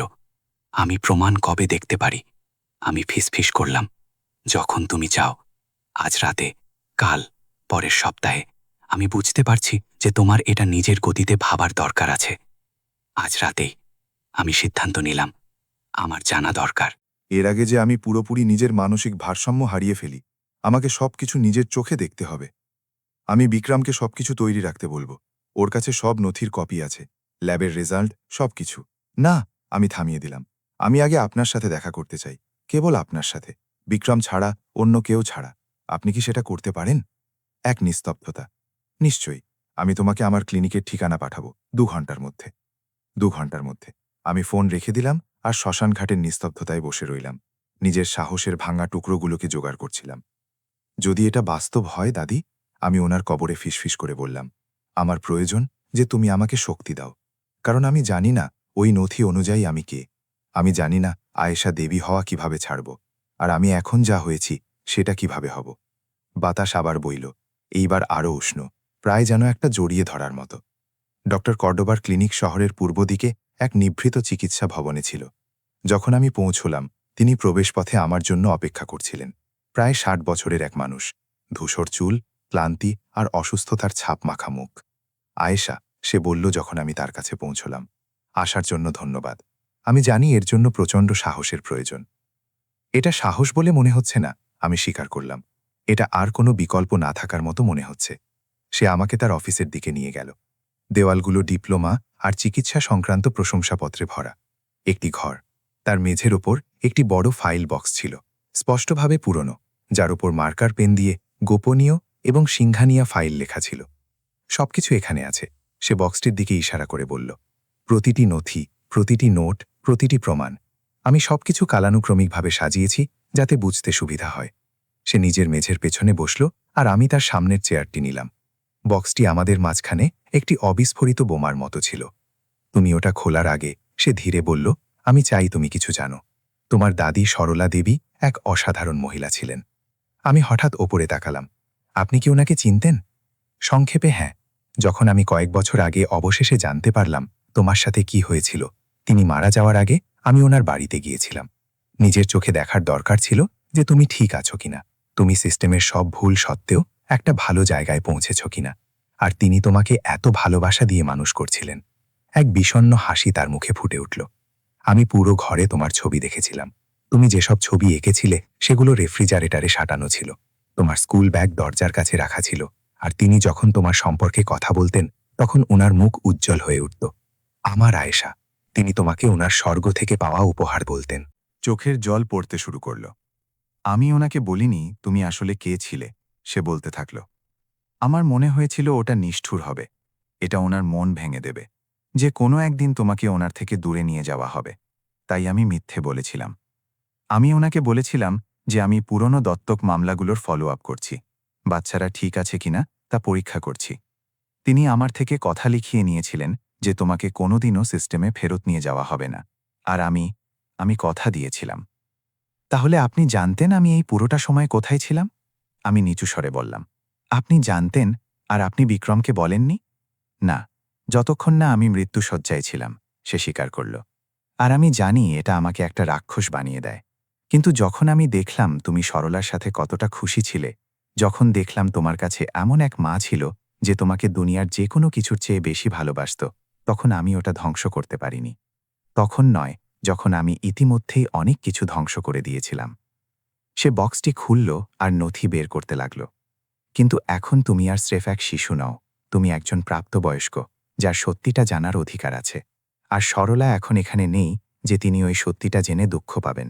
তাই এখানে সবকিছু আছে, কোনো ফিল্টার ছাড়া, কোনো মিথ্যে ছাড়া। আমরা পরের 2 ঘন্টা প্রতিটি নথি পরীক্ষা করে কাটালাম। দুর্ঘটনার রেকর্ড, ওই বিশৃঙ্খল রাতের চিকিৎসার নোট, মূল জন্ম সার্টিফিকেটের ছবি যেখানে লেখা ছিল বেবি সিংহানিয়া, স্ত্রী, মরণোত্তর জরুরি সিজারিয়ানের মাধ্যমে জন্ম। ডিএনএ পরীক্ষার সেই সব নম্বর আর শতাংশ যা আমি পুরোপুরি বুঝতে পারছিলাম না, কিন্তু ডাক্তার ধৈর্য ধরে বুঝিয়েছিলেন। আর অবশেষে সরলার নিজের সেই পরিচিত হাতের লেখায় রেখে যাওয়া নথিগুলো, যেখানে লেখা ছিল তিনি কিভাবে সিস্টেমে এক শিশু কন্যাকে খুঁজে পেয়েছিলেন। এমন এক শিশু যাকে কেউ চায়নি বা যার ওপর কেউ দাবি জানায়নি। এক শিশু যাকে জীবনের যন্ত্রণাদায়ক শুরুর কারণে কঠিন বলে চিহ্নিত করা হয়েছিল। আমি তাকে দেখেছিলাম, আর আমি জানতাম যে ও আমার। আমার দাদি লিখেছিলেন, জৈবিকভাবে নয়, কিন্তু প্রতিটি দিক দিয়ে যা গুরুত্বপূর্ণ। আমি ওকে আয়েশা বলে ডাকি, কারণ এর মানে হলো বুদ্ধি। আর আমি জানতাম এই শিশুটি যে এত বড় ট্র্যাজেডি থেকে বেঁচে ফিরেছে, তার মধ্যে জীবনের প্রতিটি পরিস্থিতির মোকাবিলা করার বুদ্ধি থাকবে। আমি ওকে নিজের সন্তান হিসাবে নথিভুক্ত করেছিলাম। সোশ্যাল সার্ভিসে কাজ করার সময়কার আমার পরিচিতদের ব্যবহার করে এটা করা হয়েছিল। এটা আইনি ছিল না, এটা সঠিক ছিল না, কিন্তু এটা প্রয়োজনীয় ছিল, কারণ এই শিশুটির এক মায়ের দরকার ছিল, আর আমার ওই মা হওয়াটা খুব দরকার ছিল। আমার চোখের জল হলুদ হয়ে যাওয়া পাতাগুলোর ওপর পড়ছিল। যদি কেউ এটা পড়ে থাকেন, চিঠিটি চলতে থাকল। তার মানে আমি মৃত। আর অবশেষে সত্যিটা সামনে আসছে। যে কেউ এই শিশুটিকে খুঁজছেন, জেনে রাখুন, আমি ওকে আমার অস্তিত্বের প্রতিটি কণা দিয়ে ভালোবেসেছি। আমি ওকে আমার সাধ্যমতো সবথেকে ভালোভাবে মানুষ করেছি। আমি ওকে দয়া, মর্যাদা আর কঠিন সময়ে শক্তির শিক্ষা দিয়েছি। আর যদি আপনি ওর জৈবিক পরিবার হন, তবে আমি আপনাদের কাছে বিনতি করছি যে ওকে কেবল হারিয়ে যাওয়া মেয়ে হিসেবে নয়, বরং এমন এক শিশু হিসেবে দেখুন যাকে বাঁচানো হয়েছিল। সিস্টেম থেকে বাঁচানো হয়েছিল, একাকিত্ব থেকে বাঁচানো হয়েছিল, সেই অসাধারণ মানুষটি হওয়ার জন্য বাঁচানো হয়েছিল যাকে আমি চিনি। ডাক্তার আমাকে কোনো বাধা ছাড়া কাঁদতে দিলেন। আমি যখন অবশেষে কথা বলতে পারলাম, আমার গলা ধরে গিয়েছিল। তাহলে এটা সত্যি, সবকিছুই সত্যি? হ্যাঁ, সে শুধু বলল, আমাকে ক্ষমা করো। সত্যির জন্য ক্ষমা চাইবেন না। আমি নিজের চোখের জল মুছলাম। এটাকে এত দীর্ঘ সময় লুকিয়ে রাখার জন্য ক্ষমা চান। আমি চাইছি, সে উত্তর দিল, প্রতিদিন। আর আমি যতদিন এখানে আছি ততদিন চেয়ে যাব। আপনার কাছে আর কত সময় আছে? আমি হঠাৎ জিজ্ঞেস করলাম। আপনি বললেন আপনি অসুস্থ। কয়েক মাস হয়তো। ডাক্তার আশাবাদী নন, কিন্তু আমি এটা মেনে নিয়ে শান্তি পেয়েছে। আমার একমাত্র আফসোস যে আগে এটা করার সাহস আমার ছিল না। আমি দাঁড়িয়ে পড়লাম, কিছু নথি তুলে নিলাম। আমি কি এগুলোর কপি নিতে পারি? সবকিছু নিয়ে যাও। সে বক্সটি আমার দিকে ঠেলে দিল। আমি আইনি ফাইলের জন্য আগেই কপি বানিয়ে রেখেছি। এটা তোমার গল্প, তোমার সত্যি। আমি বক্সটি তুলে নিলাম। নিজের হাতে নিজের পুরো জীবনের ওজন অনুভব করছিলাম। আমি এখন কি করব? আমি জিজ্ঞেস করলাম। নিজেকে খুব দিশেহারা লাগছিল। এর সাথে আমি কিভাবে থাকব? একবারে একদিন করে, সে উত্তর দিল। আর আয়েশা, বিক্রম এক ভালো মানুষ। আমি জানি এটা খুব কঠিন। আমি জানি তুমি হয়তো বিপরীত দিকে পালিয়ে যেতে চাইছ, কিন্তু ওকে একটা সুযোগ দিও। ও তোমার সাথে 3 বছর হারিয়ে ফেলেছে। ওকে আর হারাতে দিও না। আমি জানি না ও যা চায় আমি তা হতে পারবো কিনা। ও তোমাকে অন্য কিছু বানাতে চায় না, কেবল তুমি নিজে যা তাই হতে বলে, ডাক্তার বললেন। যখন আমি প্রমাণের সাথে ওর মুখোমুখি হয়েছিলাম, তখনও স্পষ্ট ছিল, ও উত্তরাধিকার বা ব্যবসায়িক সাম্রাজ্য নিয়ে কিছু জিজ্ঞেস করেনি। ও জিজ্ঞেস করেছিল, তুমি কি খুশি ছিলে? তুমি কি সুরক্ষিত ছিলে? তুমি কি ভালোবাসা পেয়েছিলে? ওগুলোই ছিল ওর একমাত্র চিন্তা। আমি ক্লিনিক থেকে বেরোলাম যখন রাত পুরোপুরি নেমে এসেছে। আমার ফোন ভাইব্রেট হলো। বিক্রমের একটি মেসেজ। ডাক্তার আমাকে জানালেন তুমি ওনার সাথে দেখা করতে গিয়েছিলে। আমি তোমাকে চাপ দেব না, কিন্তু যখনই তুমি কথা বলার জন্য তৈরি হবে, তোমার যা কিছু প্রয়োজন আমি এখানে থাকব। আমি সব সময় এখানে থাকব। তোমার বাবা। মেসেজের শেষের ওই 2টি শব্দ আমাকে ট্রেনের মতো ধাক্কা দিল। তোমার বাবা। বিক্রম নয়, বিয়ে নয়, বরং তোমার বাবা। যেন এটা এখন এক প্রতিষ্ঠিত সত্য। যেন ওই শব্দগুলো সেফ আমার জীবনে জুড়ে দেওয়া যেতে পারে আর সবকিছু বদলে যেতে পারে। আর সবথেকে বড় ব্যাপার হলো এটা কাজ করছিল, কারণ আমার প্রাপ্তবয়স্ক জীবনে দাদিকে হারানোর পর প্রথমবার, যখন থেকে আমি দুনিয়ায় একা হয়ে গিয়েছিলাম, আমার নিজেকে পুরোপুরি একা মনে হলো না। আমার একজন বাবা ছিলেন, একজন বাবা যিনি আমাকে খুঁজছিলেন, একজন বাবা যিনি দেখেছিলেন আমাকে কিভাবে অপমান করা হয়েছিল আর তিনি চুপ থাকতে পারেননি। একজন বাবা যিনি কোনো এক কারণে, যা আমি এখনও পুরোপুরি বুঝতে পারিনি, আমার সাথে দেখা করতে চেয়েছিলেন। দয়া বা লোক দেখানোর জন্য নয়, বরং এজন্যে যে তিনি সত্যিই বিশ্বাস করতেন যে আমি মূল্যবান। আমি কাঁপতে কাঁপতে মেসেজের উত্তর দিলাম, আমার সময় চাই, কিন্তু আমাকে খুঁজে পাওয়ার জন্য ধন্যবাদ। হার না মানার জন্য ধন্যবাদ। আমার অপমান দেখেও চুপ না থেকে কিছু করার জন্য ধন্যবাদ। আমি জানি না আপনার মেয়ে কিভাবে হতে হয়, কিন্তু আপনি যদি এখনও আমাকে শেখাতে চান, তবে আমি শিখতে রাজি। ওনার উত্তর কয়েক সেকেন্ডের মধ্যেই এলো। আমি দুনিয়ার যে কোনো কিছুর চেয়ে এটাই বেশি চাই। যতটা সময় তোমার প্রয়োজন নাও, আমি কোথাও যাচ্ছি না। আমি নথির বক্সটা নিজের বুকের কাছে জড়িয়ে ধরলাম আর বাড়ির দিকে লম্বা পথ হাঁটা শুরু করলাম। এটা জানতাম যে কাল যখন সূর্য উঠবে আমার জীবন পুরোপুরি আলাদা হবে। আমি এখন স্রেফ দেবী ওয়েটার ছিলাম না, আমি আয়েশা সিংঘানিয়া, মেয়ে, উত্তরাধিকারী। আর বহু বছরের মধ্যে প্রথমবার টিকে থাকার লড়াইয়ের চেয়েও বড় কিছু ছিলাম। আমি এমন কেউ ছিলাম যার ভবিষ্যৎ স্রেফ দিন শেষের অপেক্ষায় সীমাবদ্ধ ছিল না। আর সেটা আগে অনুভব করা যে কোনো কিছুর চেয়ে অনেক বেশি ডরাবনা আর রোমাঞ্চকর ছিল। 3 মাস পর আমি একটি ড্রেসিং রুমের আয়নার সামনে দাঁড়িয়েছিলাম, যা আমার পুরনো অ্যাপার্টমেন্টের চেয়েও বড় ছিল। যে গাউনটি আমি পরেছিলাম সেটার দাম হয়তো আমার আগের 6 মাসের রোজগারের সমান ছিল, কিন্তু ওই গাউনটি আমাকে কাঁপাচ্ছিল না। ওটা যার প্রতিনিধিত্ব করছিল সেটাই ছিল আসল। আজ সিংহানিয়া গ্রুপের বার্ষিক গালা অনুষ্ঠান ছিল, আর কোম্পানির ইতিহাসে প্রথমবার বিক্রম নিজের মেয়েকে দুনিয়ার সাথে পরিচয় করিয়ে দেবেন। তুমি কি তৈরি? বিক্রমের গলা দরজার ওপার থেকে ভেসে এলো। সত্যি বলতে কি না, কিন্তু আমার মনে হয় তাতে কিছু যায় আসে না। সে নিজের ট্যাক্সি দোতে নিখুঁতভাবে ভেতরে এলো, কিন্তু তার চোখে সেই একই গভীরতা ছিল যা আমি অনুভব করছিলাম। আমরা সবকিছু বাতিল করতে পারি, সে সাথে সাথে বলল, যদি এটা তোমার জন্য খুব বেশি হয়ে যায়, যদি তুমি তৈরি না থাকো।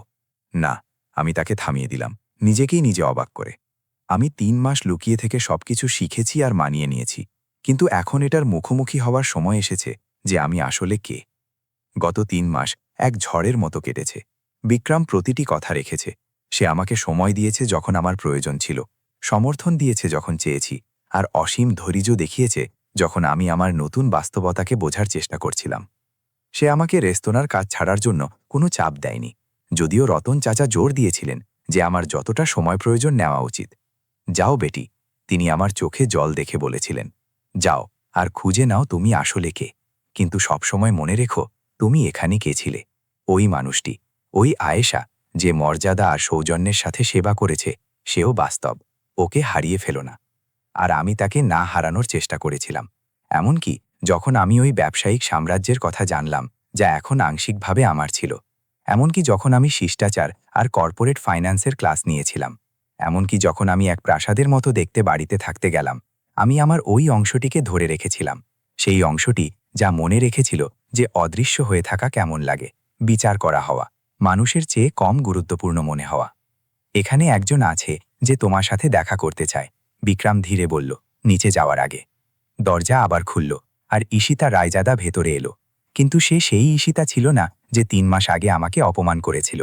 এই মহিলার চুল সাধারণ ছিল, সেই স্যালন পারফেক্ট স্টাইল ছাড়াই।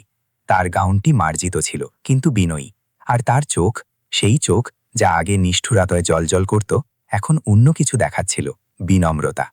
আয়েশা, সে বলল, তার গলা কিছুটা কাঁপছিল। আমি জানি আমার এখানে থাকার কোনো অধিকার নেই।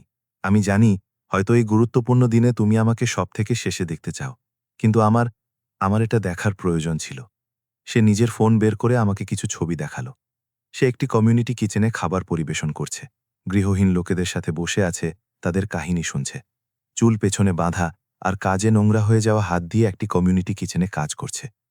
আমি আমার 50 ঘন্টা 1 মাস আগেই পূর্ণ করে ফেলেছি, সে বুঝিয়ে বলল। কিন্তু আমি যাওয়া চালিয়ে গেছি, কারণ জীবনে প্রথমবার আমি বুঝতে পেরেছি। আমি বুঝেছি যে প্রতিটি মানুষের একটি গল্প থাকে। মর্যাদা তোমার কাছে কি আছে তা থেকে আসে না, বরং আসে তুমি অন্যদের সাথে কেমন ব্যবহার করো তা থেকে। আর তোমার কনিষ্ঠ আঙুলেও আমার চেয়ে বেশি শক্তি ছিল, কারণ তুমি নিজের অপমানের মোকাবিলা সৌজন্যের সাথে করেছিলে, যেখানে আমি নিজের তুচ্ছতাও সহ্য করতে পারছিলাম না। সে আমার সামনে হাঁটু গেড়ে বসে পড়ল, এমন এক দৃশ্য যা আমি 3 মাস আগে কল্পনাও করতে পারতাম না। আমি ক্ষমা চাইছি না, কারণ আমি জানি আমি সেটার যোগ্য নই, সে বলল। কিন্তু আমি চাই তুমি জানো যে তুমি আমাকে বদলে দিয়েছ। ওই দিন রেস্তোরাঁতে যখন তোমার কাছে সুযোগ ছিল আমাকে ধ্বংস করার, আর তুমি দয়া দেখানো বেছে নিয়েছিলে, তখন তুমি একটা বীজ বুনেছিলে, আর সেই বীজ এখন এমন কিছু হয়ে উঠেছে যা আমি নিজেও চিনতে পারি না। কিন্তু আমি আগে যা ছিলাম তার থেকে অনন্ত গুণ ভালো। আমি বিক্রমের দিকে তাকালাম, যিনি এক নিরপেক্ষ অভিব্যক্তি নিয়ে দৃশ্যটি দেখছিলেন। আমাকেই সিদ্ধান্ত নিতে দিচ্ছিলেন কিভাবে উত্তর দেব। আমি ঈশিতার দিকে নিজের হাত বাড়ালাম। উঠে দাঁড়াও, আমি ধীরে বললাম। কাউকে কারোর সামনে হাঁটু গেড়ে বসার প্রয়োজন নেই। সে আমার হাত ধরল, তার চোখ বিস্ময়ে ভরা ছিল। আমি তোমাকে ক্ষমা করছি, আমি বলতে থাকলাম, আর ওই শব্দগুলোর ভার নিজের বুকের ভেতর থেকে নেমে যেতে অনুভব করলাম। এজন্য নয় যে তুমি যা করেছিলে তা সঠিক ছিল, এজন্য নয় যে যন্ত্রণা পুরোপুরি হারিয়ে গেছে, বরং এজন্য যে ঘৃণা ধরে রাখা কেবল আমাকেই কষ্ট দেয়। আর কারণ আমি তোমার চোখে দেখতে পাচ্ছি যে তুমি সত্যিই বদলে গেছ, আর সেটাই আসল কথা। ঈশিতা তখন আমাকে জড়িয়ে ধরল, আমার কাঁধে মাথা রেখে কাঁদল, আর আমিও তাকে ধরে রাখলাম। এই মহিলা যে আমার যন্ত্রণার কারণ ছিল, এখন এই কথার প্রমাণ ছিল যে মানুষ বদলাতে পারে। যখন সে চলে গেল, বিক্রম আমাকে এতটাই গর্বিত দৃষ্টিতে দেখলেন যে আমার চোখ প্রায় ভিজে এলো। তোমার মা তোমার জন্য খুব গর্ববোধ করতেন, সে বলল। সে সবসময় মানুষের ভেতরের ভালোটা দেখত, সবসময় দ্বিতীয় সুযোগে বিশ্বাস করত, আর তুমি ওই গুণটি ওনার থেকেই উত্তরাধিকার সূত্রে পেয়েছ। আপনি কি আমাকে ওনার সম্পর্কে আলো বলবেন? আমি জিজ্ঞেস করলাম। উনি আসলে কে ছিলেন? আজ রাতে, সে কথা দিল। গালার পর আমার কাছে ওনার লেখা চিঠি, ভিডিও, ছবি আছে, সবকিছু যা ওনাকে চেনার জন্য তোমার প্রয়োজন, তুমি কোথা থেকে এসেছো তা জানার জন্য। গালা অনুষ্ঠানটি ঠিক তেমনই ছিল যেমনটা আমি আশা করেছিলাম, আর যেমনটা আমি কল্পনাও করিনি। শত শত মার্জিত লোক, লাখ লাখ টাকার কথা, যেন ওগুলো মামুলি টাকা। ক্যামেরার ফ্ল্যাশ আমার মাথা ঘুরিয়ে দিচ্ছিল, কিন্তু যখন বিক্রম আমাকে মঞ্চে নিয়ে গেলেন আর পুরো হলে নিস্তব্ধতা ছেয়ে গেল, আমার ভেতরে কিছু একটা বদলে গেল। শুভ সন্ধ্যা সবাইকে, বিক্রম শুরু করলেন। তার গলা লাউডস্পিকারে বড় হলটিকে ভরিয়ে দিচ্ছিল। যেমন অনেকে জানেন, আমি এই বছর অনেক অনুষ্ঠানে অনুপস্থিত ছিলাম। কেউ কেউ স্বাস্থ্যের সমস্যার কথা ভেবেছেন, কেউ ব্যবসায়িক সংকটের কথা, কিন্তু সত্যিটা অনেক সাধারণ আর অনেক বেশি অসাধারণ। সে একটু বিরতি নিল, আমার হাত ধরল। 6 মাস আগে আমি জানতে পারি যে আমার মেয়ে, যাকে আমি 3 বছর আগে হারিয়েছিলাম, সে জীবিত ছিল, আর গত কয়েক মাস এক পুনরাবিষ্কারের যাত্রা হয়ে দাঁড়িয়েছে। কেবল ওর নয়, বরং জীবনে আসল মূল্যবান কি সেটারও। হলে ফিসফিসানি শুরু হলো। এ হলো আয়েশা, বিক্রম বলতে থাকলেন। আর আমি আপনাদের এটা বলবো না যে আপনারা ওকে ওর পদবি বা ওর উত্তরাধিকার দিয়ে বিচার করুন। আমি আপনাদের বলবো যে ওকে তা দিয়ে চিনুন। এক মহিলা যে সততার সাথে নিজের জীবন চালানোর জন্য কাজ করেছে, যে সৌজন্যের সাথে কষ্টের মোকাবিলা করেছে, যাকে অপমান করা হয়েছিল আর সে প্রতিশোধের বদলে মর্যাদা বেছে নিয়েছিল, যে ঘৃণা করা সহজ হওয়া সত্ত্বেও ক্ষমা করাকে বেছে নিয়েছে। সে তখন আমার দিকে তাকালো, তার চোখ উজ্জ্বল হয়ে উঠেছিল। আমার মেয়ে আমাকে এমন কিছু শিখিয়েছে যা আমি ব্যবসায়িক সাফল্যের নেশায় ভুলে গিয়েছিলাম। ও আমাকে মনে করিয়ে দিয়েছে যে আসল শক্তি এটা থেকে আসে না যে তোমার কাছে কত টাকা আছে বা তুমি কতগুলো কোম্পানি নিয়ন্ত্রণ করো। এটা আসে তুমি লোকেদের সাথে কেমন ব্যবহার করো তা থেকে, যখন কোনো গুরুত্বপূর্ণ মানুষ লক্ষ্য করছে না। এটা তোমার মনুষ্যত্ব বজায় রাখা থেকে আসে, এমনকি যখন দুনিয়া তোমার সাথে এমন ব্যবহার করে যেন তোমার কোনো অস্তিত্ব নেই। হাততালি প্রথমে খুব মৃদুভাবে শুরু হলো, তারপর তা এক বিশাল গর্জনে পরিণত হলো। তাই আজ রাতে আমি ঘোষণা করছি যে আমার ব্যক্তিগত সম্পত্তির 50% একটি নতুন ফাউন্ডেশনে যাবে, বিক্রম ঘোষণা করলেন। মীরা এবং আয়েশা সিংহানিয়া ফাউন্ডেশন, যারা টেম্পোরারি কেয়ার সিস্টেমে থাকা তরুণদের সাহায্য করবে, যাতে কোনো শিশু সিস্টেমের ফাঁকফোকরে হারিয়ে না যায়, যাতে প্রতিটি শিশু সেই সুযোগ পায় যা আমার মেয়ে পেয়েছে, ভালোবাসা পাওয়ার, মূল্যবান হওয়ার আর এক অলৌকিক হিসেবে গণ্য হওয়ার। চোখের জল এখন আমার গালে অবাধে বয়ে যাচ্ছিল। আর এই ফাউন্ডেশনকে নেতৃত্ব দেবেন সেই একমাত্র যোগ্য ব্যক্তি যিনি ওটা নিজে অনুভব করেছেন, সে বলতে থাকল। এমন কেউ যিনি ওই যন্ত্রণা আর অনিশ্চয়তা জানেন, কিন্তু আশার আলোও চেনেন। আমার মেয়ে আয়েশা সিংহানিয়া। হলটি করতালিতে ফেটে পড়ল, ক্যামেরার ফ্ল্যাশ আলোর এক ছটা তৈরি করল, আর এই সব কিছুর মধ্যে আমার বাবা আমাকে জড়িয়ে ধরলেন। আমি তোমার জন্য খুব গর্বিত, সে ফিসফিস করে বলল, শব্দের চেয়েও বেশি গর্বিত। সেদিন রাতে যখন গালা অনুষ্ঠান আমাদের চারদিকে চলছিল, আমি বারান্দায় দাঁড়িয়ে শহরটিকে আলোকিত দেখছিলাম। বিক্রম আমার সাথে যোগ দিলেন। আমাকে এক গ্লাস শ্যাম্পেন দিয়ে জিজ্ঞেস করলেন, তুমি কি ভাবছ? আমার দাদির কথা, আমি উত্তর দিলাম। তিনি এখন কিভাবে হাসছেন হয়তো। ওনার আয়েশা, সেই শিশুটি যাকে তিনি ভালোবাসা আর মনের জোর ছাড়া আর কিছুই না দিয়ে বড় করেছিলেন, সে আজ এক ডিজাইনার গাউনে দাঁড়িয়ে চ্যারিটি ফাউন্ডেশনের কথা বলছে। এটা অবিশ্বাস্য। উনি জানতেন, বিক্রম বলল। ওনার হৃদয়ে উনি সবসময় জানতেন যে তুমি কোনো এক অসাধারণ কাজের জন্য জন্মেছ। এজন্যই তিনি তোমাকে আয়েশা অর্থাৎ বুদ্ধিদীপ্ত বলেছিলেন, কারণ তিনি জানতেন যে জীবন তোমার সামনে যাই রাখুক না কেন তা সামলানোর বুদ্ধি তোমার থাকবে। আমি জানি না আমি বুদ্ধিমান কিনা, আমি স্বীকার করলাম। বেশিরভাগ দিন আমার এখনও সেই ছেঁড়া পোশাক পরা ভিপু ওয়েটারটার মতোই মনে হয়। ভালো, সে উত্তর দিল। ওই মেয়েটিকে কোনোদিন ভুলো না। সেই মেয়েটিই তোমাকে অসাধারণ করে তুলেছে। টাকা নয়, পদবি নয়, ওটাই তার শক্তি, তার সৌজন্য, তার হৃদয়। আমরা তখন তারার নিচে গ্লাস ঠেকিয়ে সেলিব্রেট করলাম। পিতা এবং কন্যা, সব বাধা পেরিয়ে আবার একসাথে। আপনি কি জানেন সবথেকে বড় মজার বিষয় কি? আমি এক মুহূর্ত পর বললাম। ঈশিতা ভেবেছিল আমাকে অপমান করলে আমি ভেঙে পড়ব। ও ভেবেছিল আমার পোশাক ছেড়ে দিলে ও আমার মর্যাদা কেড়ে নেবে। কিন্তু বাস্তবে ওই মুহূর্তটি এই সব কিছু শুরু করেছিল। যদি ও আমাকে অপমান না করত, যদি আপনি ওটা দেখার জন্য ওখানে না থাকতেন, তবে হয়তো আমাদের কোনোদিন দেখাই হতো না। ব্রহ্মাণ্ড রহস্যময় পথে কাজ করে, বিক্রম একমত হলেন। কখনো কখনো আমাদের সবথেকে অন্ধকার মুহূর্তগুলোই আমাদের সবথেকে উজ্জ্বল সূর্যোদয়ের পূর্বাভাস হয়। আমি আমার সামনে ছড়িয়ে থাকা শহরটিকে দেখলাম।